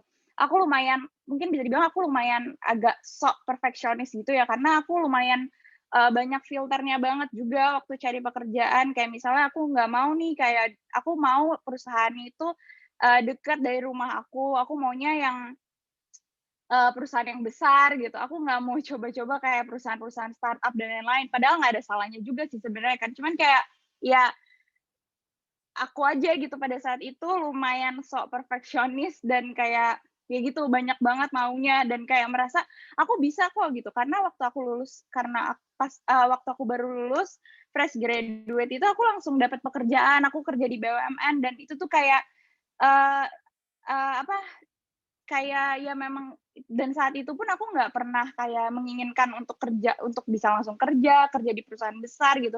Semuanya itu kebaikan Tuhan gitu. Cuman pas kemarin jadinya aku mindset-nya kayak, "Oh cari cari kerja tuh nggak sesusah itu," gitu. Karena pengalaman aku pas lulus kuliah ternyata cari kerja cepet kok gitu, nggak susah. Tapi ternyata pas kemarin aku cari kerja itu susah banget sampai berbulan-bulan. Sampai ada di titik aku tuh udah capek banget apply kerjaan, terus sampai kayak udah capek cari kerjaan, merasa kayak, "Kok aku, gagal ya?" Gitu, "Kok aku nggak bisa cari kerja aja aku nggak bisa?" Gitu. Terus aku ngelihat teman-teman aku yang mungkin udah punya pekerjaan, aku merasa tertinggal, aku merasa kayak pokoknya aku merasa aku gagal lah gitu, aku stres, aku kayak sampai akhirnya aku tahu kalau aku tuh mulai depresi gitu. Aku tahu sih ini kayak kedengarannya kayak lebay banget, cuman aku waktu itu aku akhirnya merasa kayak depresi karena aku kayak nggak bisa tidur berhari-hari, terus aku kayak nggak bisa tidur, terus kalau kalau tidur pun aku kayak mimpi buruk terus gitu, nggak tenang gitu, karena aku selalu kecewa, karena aku kecewa sama diri aku, kayak aku merasa gagal, aku kok nggak dapet-dapet kerja sih Tuhan, gitu kan. Terus, tapi aku bersyukur sih aku ada di dalam komunitas yang, eee, aku punya komunitas yang, terus terus terus menyemangati aku punya komunitas dan aku juga punya pasangan aku yang bener-bener sabar banget gitu sama aku, bener-bener kayak menyemangati aku, support aku, doain aku terus gitu. Dan itu means a lot for me pada saat itu, karena pada saat itu aku merasa aku sendirian, aku merasa aku gagal, aku merasa kayak aku tertinggal jauh sama orang-orang, aku merasa aku, gagal lah gitu, aku merasa aku nggak kayak lagi, mungkin bisa dibilang at my lowest point gitu kan, kayak, ya pada saat itu gitu. Terus dan waktu itu juga pas banget pas aku lagi cari kerja, itu aku juga, aku tinggal sendiri kan di sini, sama mama aku sama kakak aku gitu, aku jauh dari mama aku, jauh dari orang tua aku. Jadi aku tuh kayak pikirannya tuh kemana mana banget, kayak ngerasa sendiri, ngerasa kayak banyak lah gitu yang aku pikirin gitu. Tapi, pada satu titik akhirnya, aku sadar gitu kalau ternyata aku tuh selama ini terlalu, memaksakan kehendak aku. Aku tuh cuman pakai kekuatan aku sendiri gitu. Kayak nggak bisa kita cuman pakai kekuatan kita, karena kalau kita pakai kekuatan kita sendiri, kita pasti capek gitu, apalagi kalau kita belum dapetin apa yang kita mau. Dan aku ngerasa aku udah, "Aduh Tuhan, aku udah capek banget, aku capek gitu, aku stres, aku capek banget tidur, istirahat juga aku mimpi buruk, nggak bisa tidur kalau matahari udah kelihatan baru aku bisa ketiduran." Jadi itu bener-bener masa-masa yang aduh capek banget dan aku nggak berani untuk cerita ini ke teman-teman aku gitu, karena pada saat itu aku bener-bener nggak mau ketemu teman aku, takut ketemu orang gitu, yang aku berani ketemu tuh cuma, ya udah pacar aku, dan komunitas aku itu gitu. Tapi aku bersyukur sih, maksudnya kayak, aku punya orang-orang terdekat yang sayang sama aku, yang peduli sama aku, yang mendoakan aku, dan aku pun memaksakan diri aku terus paksain diri aku untuk berdoa, untuk baca Alkitab, walaupun pada saat itu rasanya kayak, "Aduh apa sih?" gitu, kayak berdoa juga kayak rasanya tuh kayak cuman sekedar, "Nih Tuhan, gue masih tetap berdoa ya," gitu. Kayak jadinya tuh kayak lagi ngambek gitu sama Tuhan, berdoa, tapi aku selalu kayak aku paksain diri aku untuk terus berdoa, walaupun aku lagi di keadaan yang nggak enak banget, lagi susah, aku terus paksain untuk, baca Alkitab, walaupun kayak saat aku baca, "Apaan sih, nggak ngerti," gitu. Tapi aku terus paksa diri aku untuk kayak, untuk tetap gitu ngelakuin yang aku tahu Tuhan maunya aku kayak gini gitu. Aku selalu punya pikiran, selalu punya keyakinan kayak, aku mau menyenangkan hati Tuhan, aku mau jadi anak kesayangannya Tuhan gitu. Jadi aku harus lakuin apa yang Tuhan minta sama aku gitu, dan ya udah gitu, dan sampai akhirnya aku sadar kalau aku tuh cuman pakai kekuatan aku sendiri, aku terlalu memaksakan kehendak aku, sampai akhirnya, "Udah deh Tuhan, aku bener-bener berserah sama Tuhan, aku bener-bener nggak mau maksain lagi kehendak aku, terserah Tuhan aja," gitu. Aku percaya Tuhan tuh nggak bakal kok, ngebiarin aku sampai kayak tabunganku habis, atau kayak ngebiarin aku berlarut-larut dalam depresi aku, atau dan lain-lain gitu. Aku percaya Tuhan selalu baik dalam hidup aku gitu, sampai akhirnya aku kayak, ya udah aku bener-bener pasrah, aku berserah, dan di saat aku udah tahu gitu, oh Tuhan tuh maunya aku kayak gini, aku harus berserah, tiba-tiba aja Tuhan nyuruh aku untuk kayak, "Kamu harus sharing di platform kamu, di Instagram kamu, kamu harus sharing kalau kamu tuh lagi struggling," gitu. Terus aku kayak mikir dong, kayak, "Tuhan, nggak mungkin dong aku harus ceritain soal, kegagalan aku ini," gitu. Kayak aku malu Tuhan, kayak orang-orang taunya image aku tuh selalu positif vibes gitu, kayak semua, bahkan teman-teman deket aku pun selalu bilang aku tuh orangnya positif banget gitu. Padahal kan nggak kayak gitu, itu apa yang udah aku ini aja, itu yang aku tunjukkan aja kan, padahal nggak selalu aku sepositif itulah gitu kan. Tapi kayak aku aku nggak pernah mau untuk nolak apa yang Tuhan suruh gitu, kayak Tuhan nyuruh itu berhari-hari sampai aku kayak nggak tenang gitu, kayak, "Tuhan kenapa sih gitu harus nyuruh aku kayak gini? Aku nggak mau Tuhan," gitu. "Aku malu nanti semua orang tahu dong aku nyari kerja berbulan-bulan nggak dapet-dapet," gitu. Tapi kayak nggak tahu kenapa waktu itu satu malam aku kayak tiba-tiba kayak kerasukan, Roh Kudus mungkin atau apa, aku bisa nulis panjang lebar gitu di notes aku. Aku bukan orang yang bisa berkata-kata atau nulis kata-kata panjang gitu.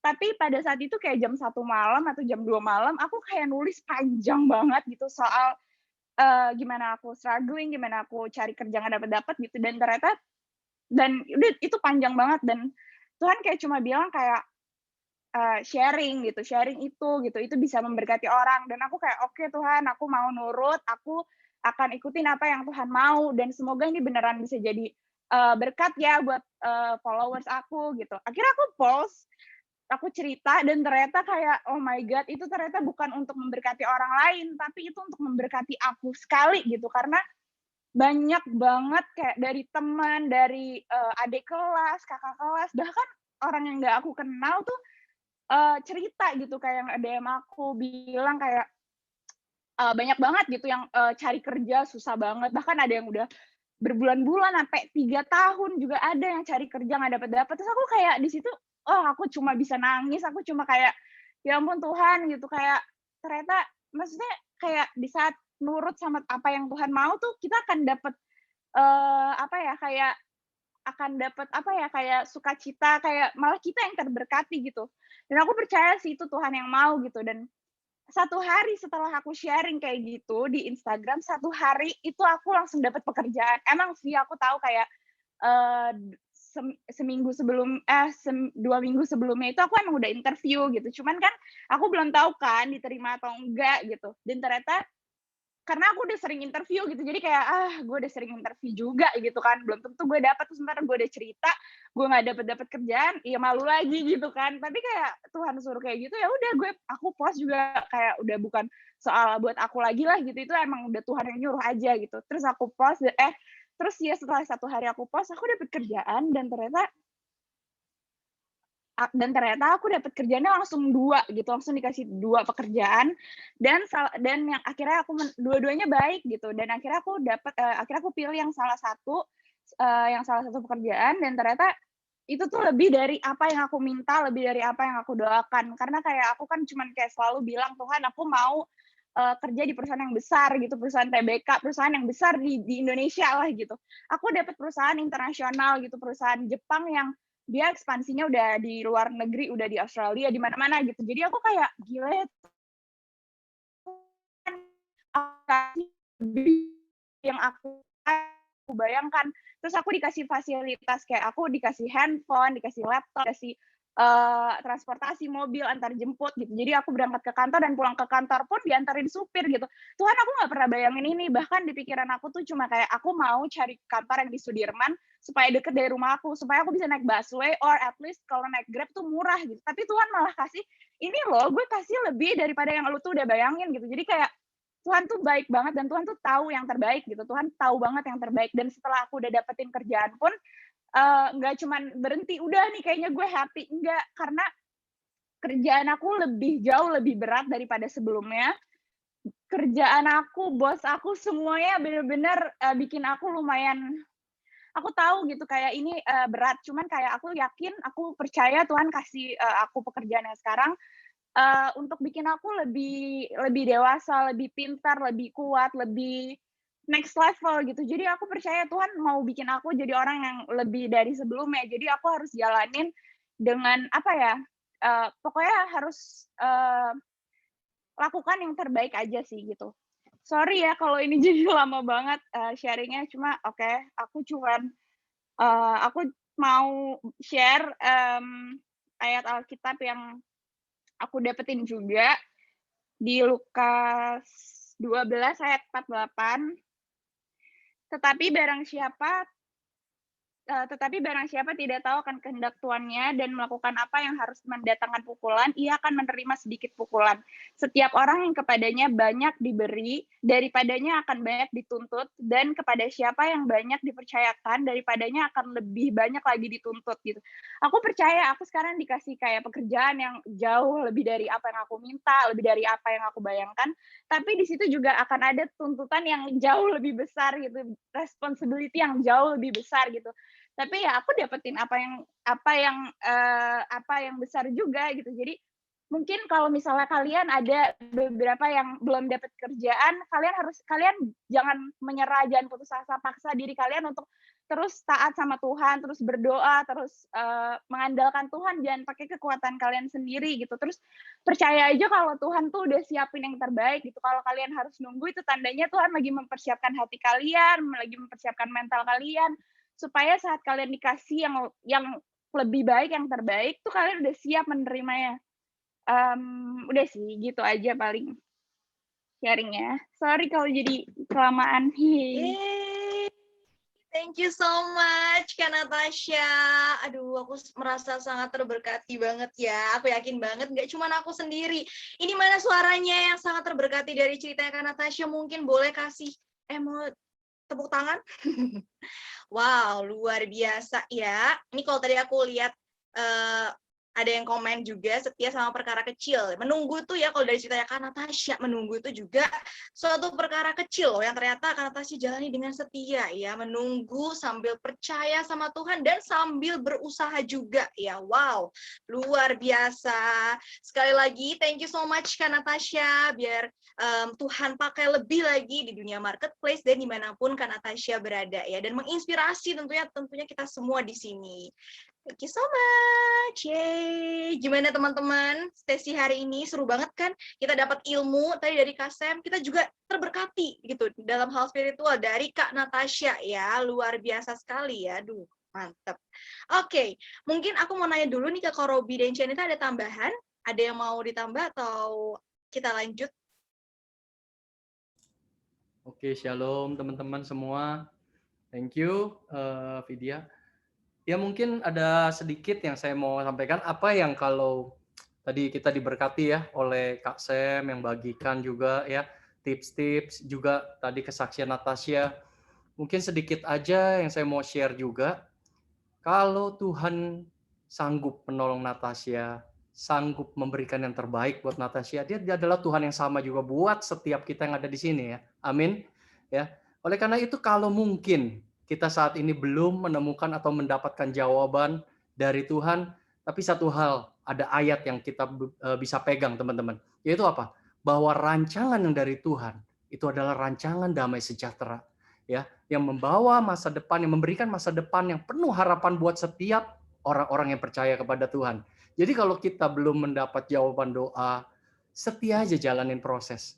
Saya percaya Tuhan kita melihat, Tuhan kita itu menikmati proses yang Tuhan berikan kepada kita. Ya, kalau kita setia ikut Tuhan, kita setia melakukan menjalani proses itu.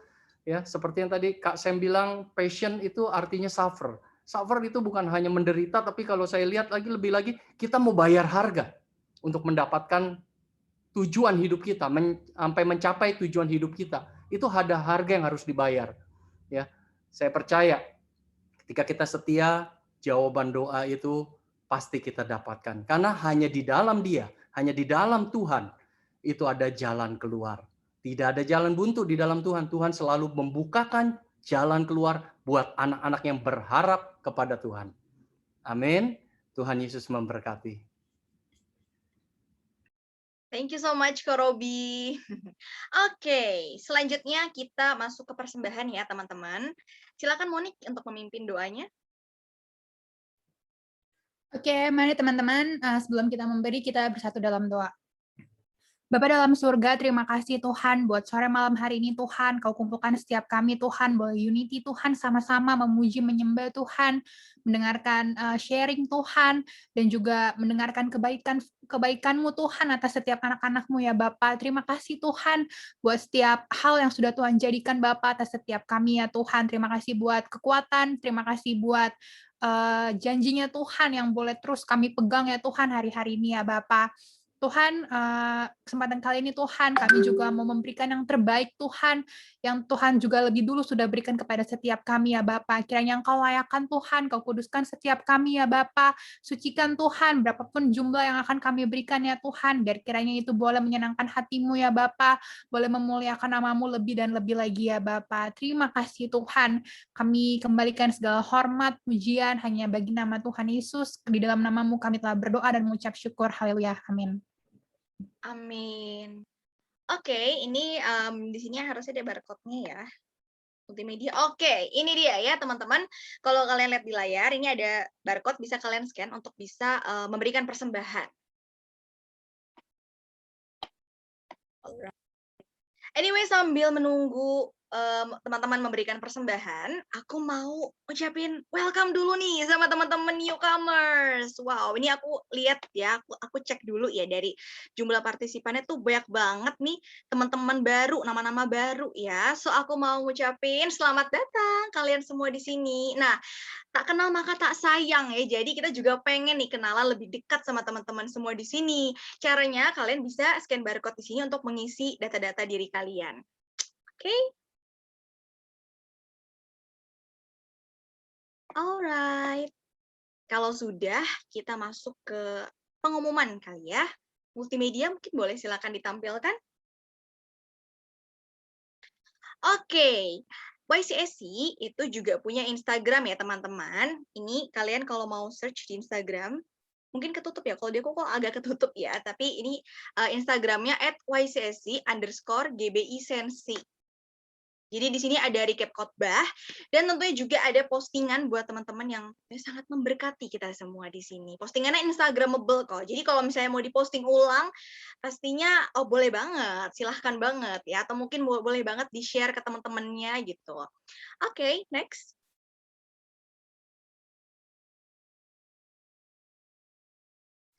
Nah, selain Instagram, kita juga punya YouTube channel.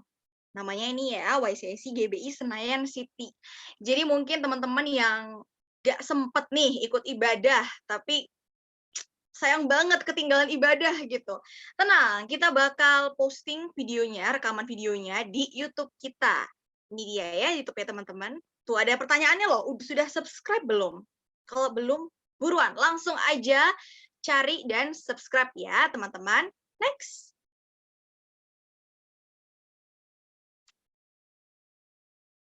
Well, selain YouTube YCSI, kita juga mau ajak teman-teman untuk ibadah bareng-bareng besok di Skeno Ministry ya. Ini punya GBI Sensi.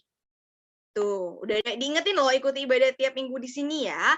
Jadi ibadahnya dimulai dari jam 10 pagi ya teman-teman ya. Tapi kalau misalnya nggak bisa jam 10 juga nggak apa-apa, jam 1 boleh banget gitu. Oke, selanjutnya.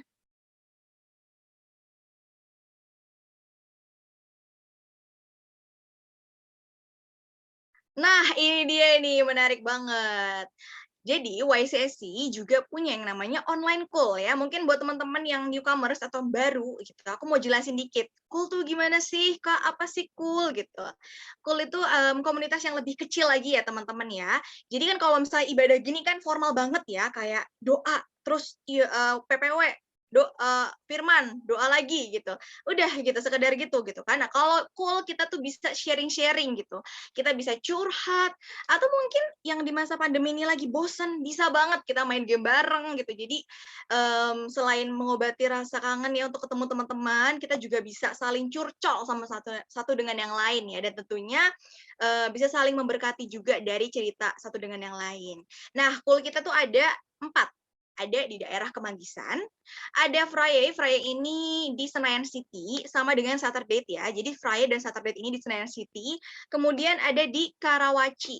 Ya, nah tapi karena sekarang masih masa pandemi nih ya, nggak apa-apa banget kalian boleh ikut cool yang mana aja.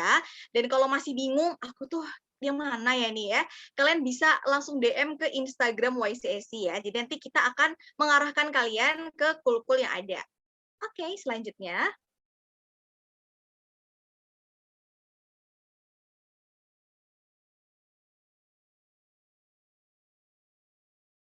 Oke, next. Oh, nggak ada. Oke, selesai ternyata pemirsa. Oke, baiklah kalau begitu. Yuk teman-teman, kita siapin hati. Mungkin yang doa tutup boleh langsung memimpin doa. Silahkan, Dery. Oke, shalom. Sebelum kita mengakhiri ibadah kita sore hari ini, mari kita berdoa. Mari kita berdoa. Terima kasih Tuhan, terima kasih Yesus buat kesempatan pagi sore ini Tuhan, kami bisa berkumpul bersama, kami bisa beribadah Tuhan. Terima kasih buat kebaikan-Mu yang dapat kami rasakan sepanjang minggu ini ya Tuhan Yesus. Tuhan, Engkau Allah Bapa yang baik, Allah yang sangat baik, bahkan teramat baik bagi kami ya Tuhan. Sore hari ini Tuhan, kami mau berdoa Tuhan buat Kak Samuel Tuhan yang telah menyampaikan firman Tuhan, sharing-sharing Tuhan, dan juga Kak Natasha Tuhan, Kau berkati hamba-Mu ini ya Tuhan, biarlah setiap apa yang telah mereka sampaikan Tuhan, setiap apa yang bejana yang telah tercurah Tuhan, kami percaya Engkau isi kembali ya Tuhan Yesus, biarlah Kau berkati juga setiap kehidupan mereka, dalam pekerjaan mereka, keluarga mereka Tuhan, kami percaya Engkau terus memberkati Kak Sam dan Kak Natasha Tuhan, berkati berlimpah-limpah Tuhan. Kau berkati apa yang menjadi pergumulan mereka, kami percaya apa menjadi cita-cita mereka Tuhan, keinginan mereka, Engkau adalah Tuhan yang sumber jawaban bagi mereka Tuhan. Terima kasih Tuhan Yesus, terima kasih Bapa.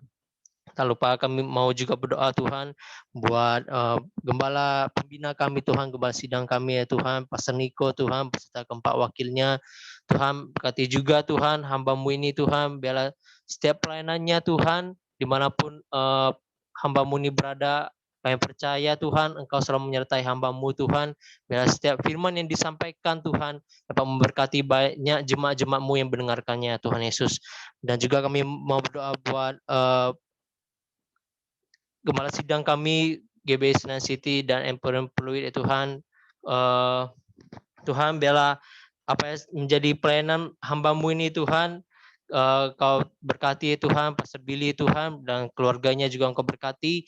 Biarlah setiap apa yang menjadi keinginan hamba-Mu ini Tuhan, biarlah Engkau turut campur tangan ya Bapa. Kau berkati kesehatan, kekuatan Tuhan menjadi milik bagian pastor kami ya Tuhan Yesus.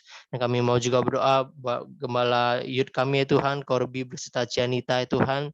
Kau berkati hamba-Mu ini Tuhan, biarlah setiap menjadi apa yang direncanakan ya Tuhan, apa menjadi pergumulan mereka Tuhan, Engkau juga menjadi sumber jawaban bagi mereka. Engkau turut campur tangan atas keluarga hamba-Mu ini Tuhan Yesus. Kami percaya kesehatan, kekuatan Tuhan menjadi milik bagian Pastor Korobi dan Pastor Cianita Tuhan. Dan kami mau juga berdoa Tuhan buat teman-teman kami yang sudah mengambil bagian pelayanan pada sore hari ini Tuhan. Biarlah kami percaya Tuhan, Engkau yang memberkati kami ya Tuhan. Biarlah setiap pelayanan kami semakin hari semakin Engkau bawa naik ya Tuhan Yesus. Terima kasih Bapak, terima kasih berkati juga jemaat-Mu Tuhan. Kami semua yang dapat hadir pada sore hari ini ya Tuhan. Kau berkati kami, Kau tutup bungkus kami Tuhan, dimanapun kami berada Tuhan. Apa yang kami kerjakan, apa yang kami rindukan Tuhan, keluarga kami, semuanya Engkau berkati kami Tuhan Yesus. Kami percaya Tuhan, Engkau adalah sumber kekuatan bagi kami, Engkau adalah sumber pengharapan bagi kami ya Tuhan. Tuhan Yesus, terima kasih buat kesempatan pada sore hari ini Tuhan. Sebelum kami mau pulang Tuhan, kami rindu menerima berkat lewat hamba-Mu Tuhan, yang di dalam nama Tuhan Yesus. Mari teman-teman kita angkat kedua tangan kita arahkan hati kita kepada Tuhan. Terimalah berkat kasih karunia yang berlimpah-limpah dari Allah Bapa di dalam Putranya yang tunggal Tuhan Yesus Kristus. Persekutuan penghiburan, pertolongan yang manis dari Roh Kudus menyertai kita semua mulai sore hari ini. Sampai Tuhan Yesus datang kali yang kedua menjemput kita semua di awan-awan. Bahkan sampai kekal selama-lamanya. Kita yang sudah diberkati dan percaya sama-sama katakan, amin. Thank you teman-teman. Sekali lagi sudah join di YCSC Online Service. Thank you, Kak Robi. Thank you semua teman-teman ya. Ya, sehat Galeri, selalu. God bless. See you next week ya. Oke.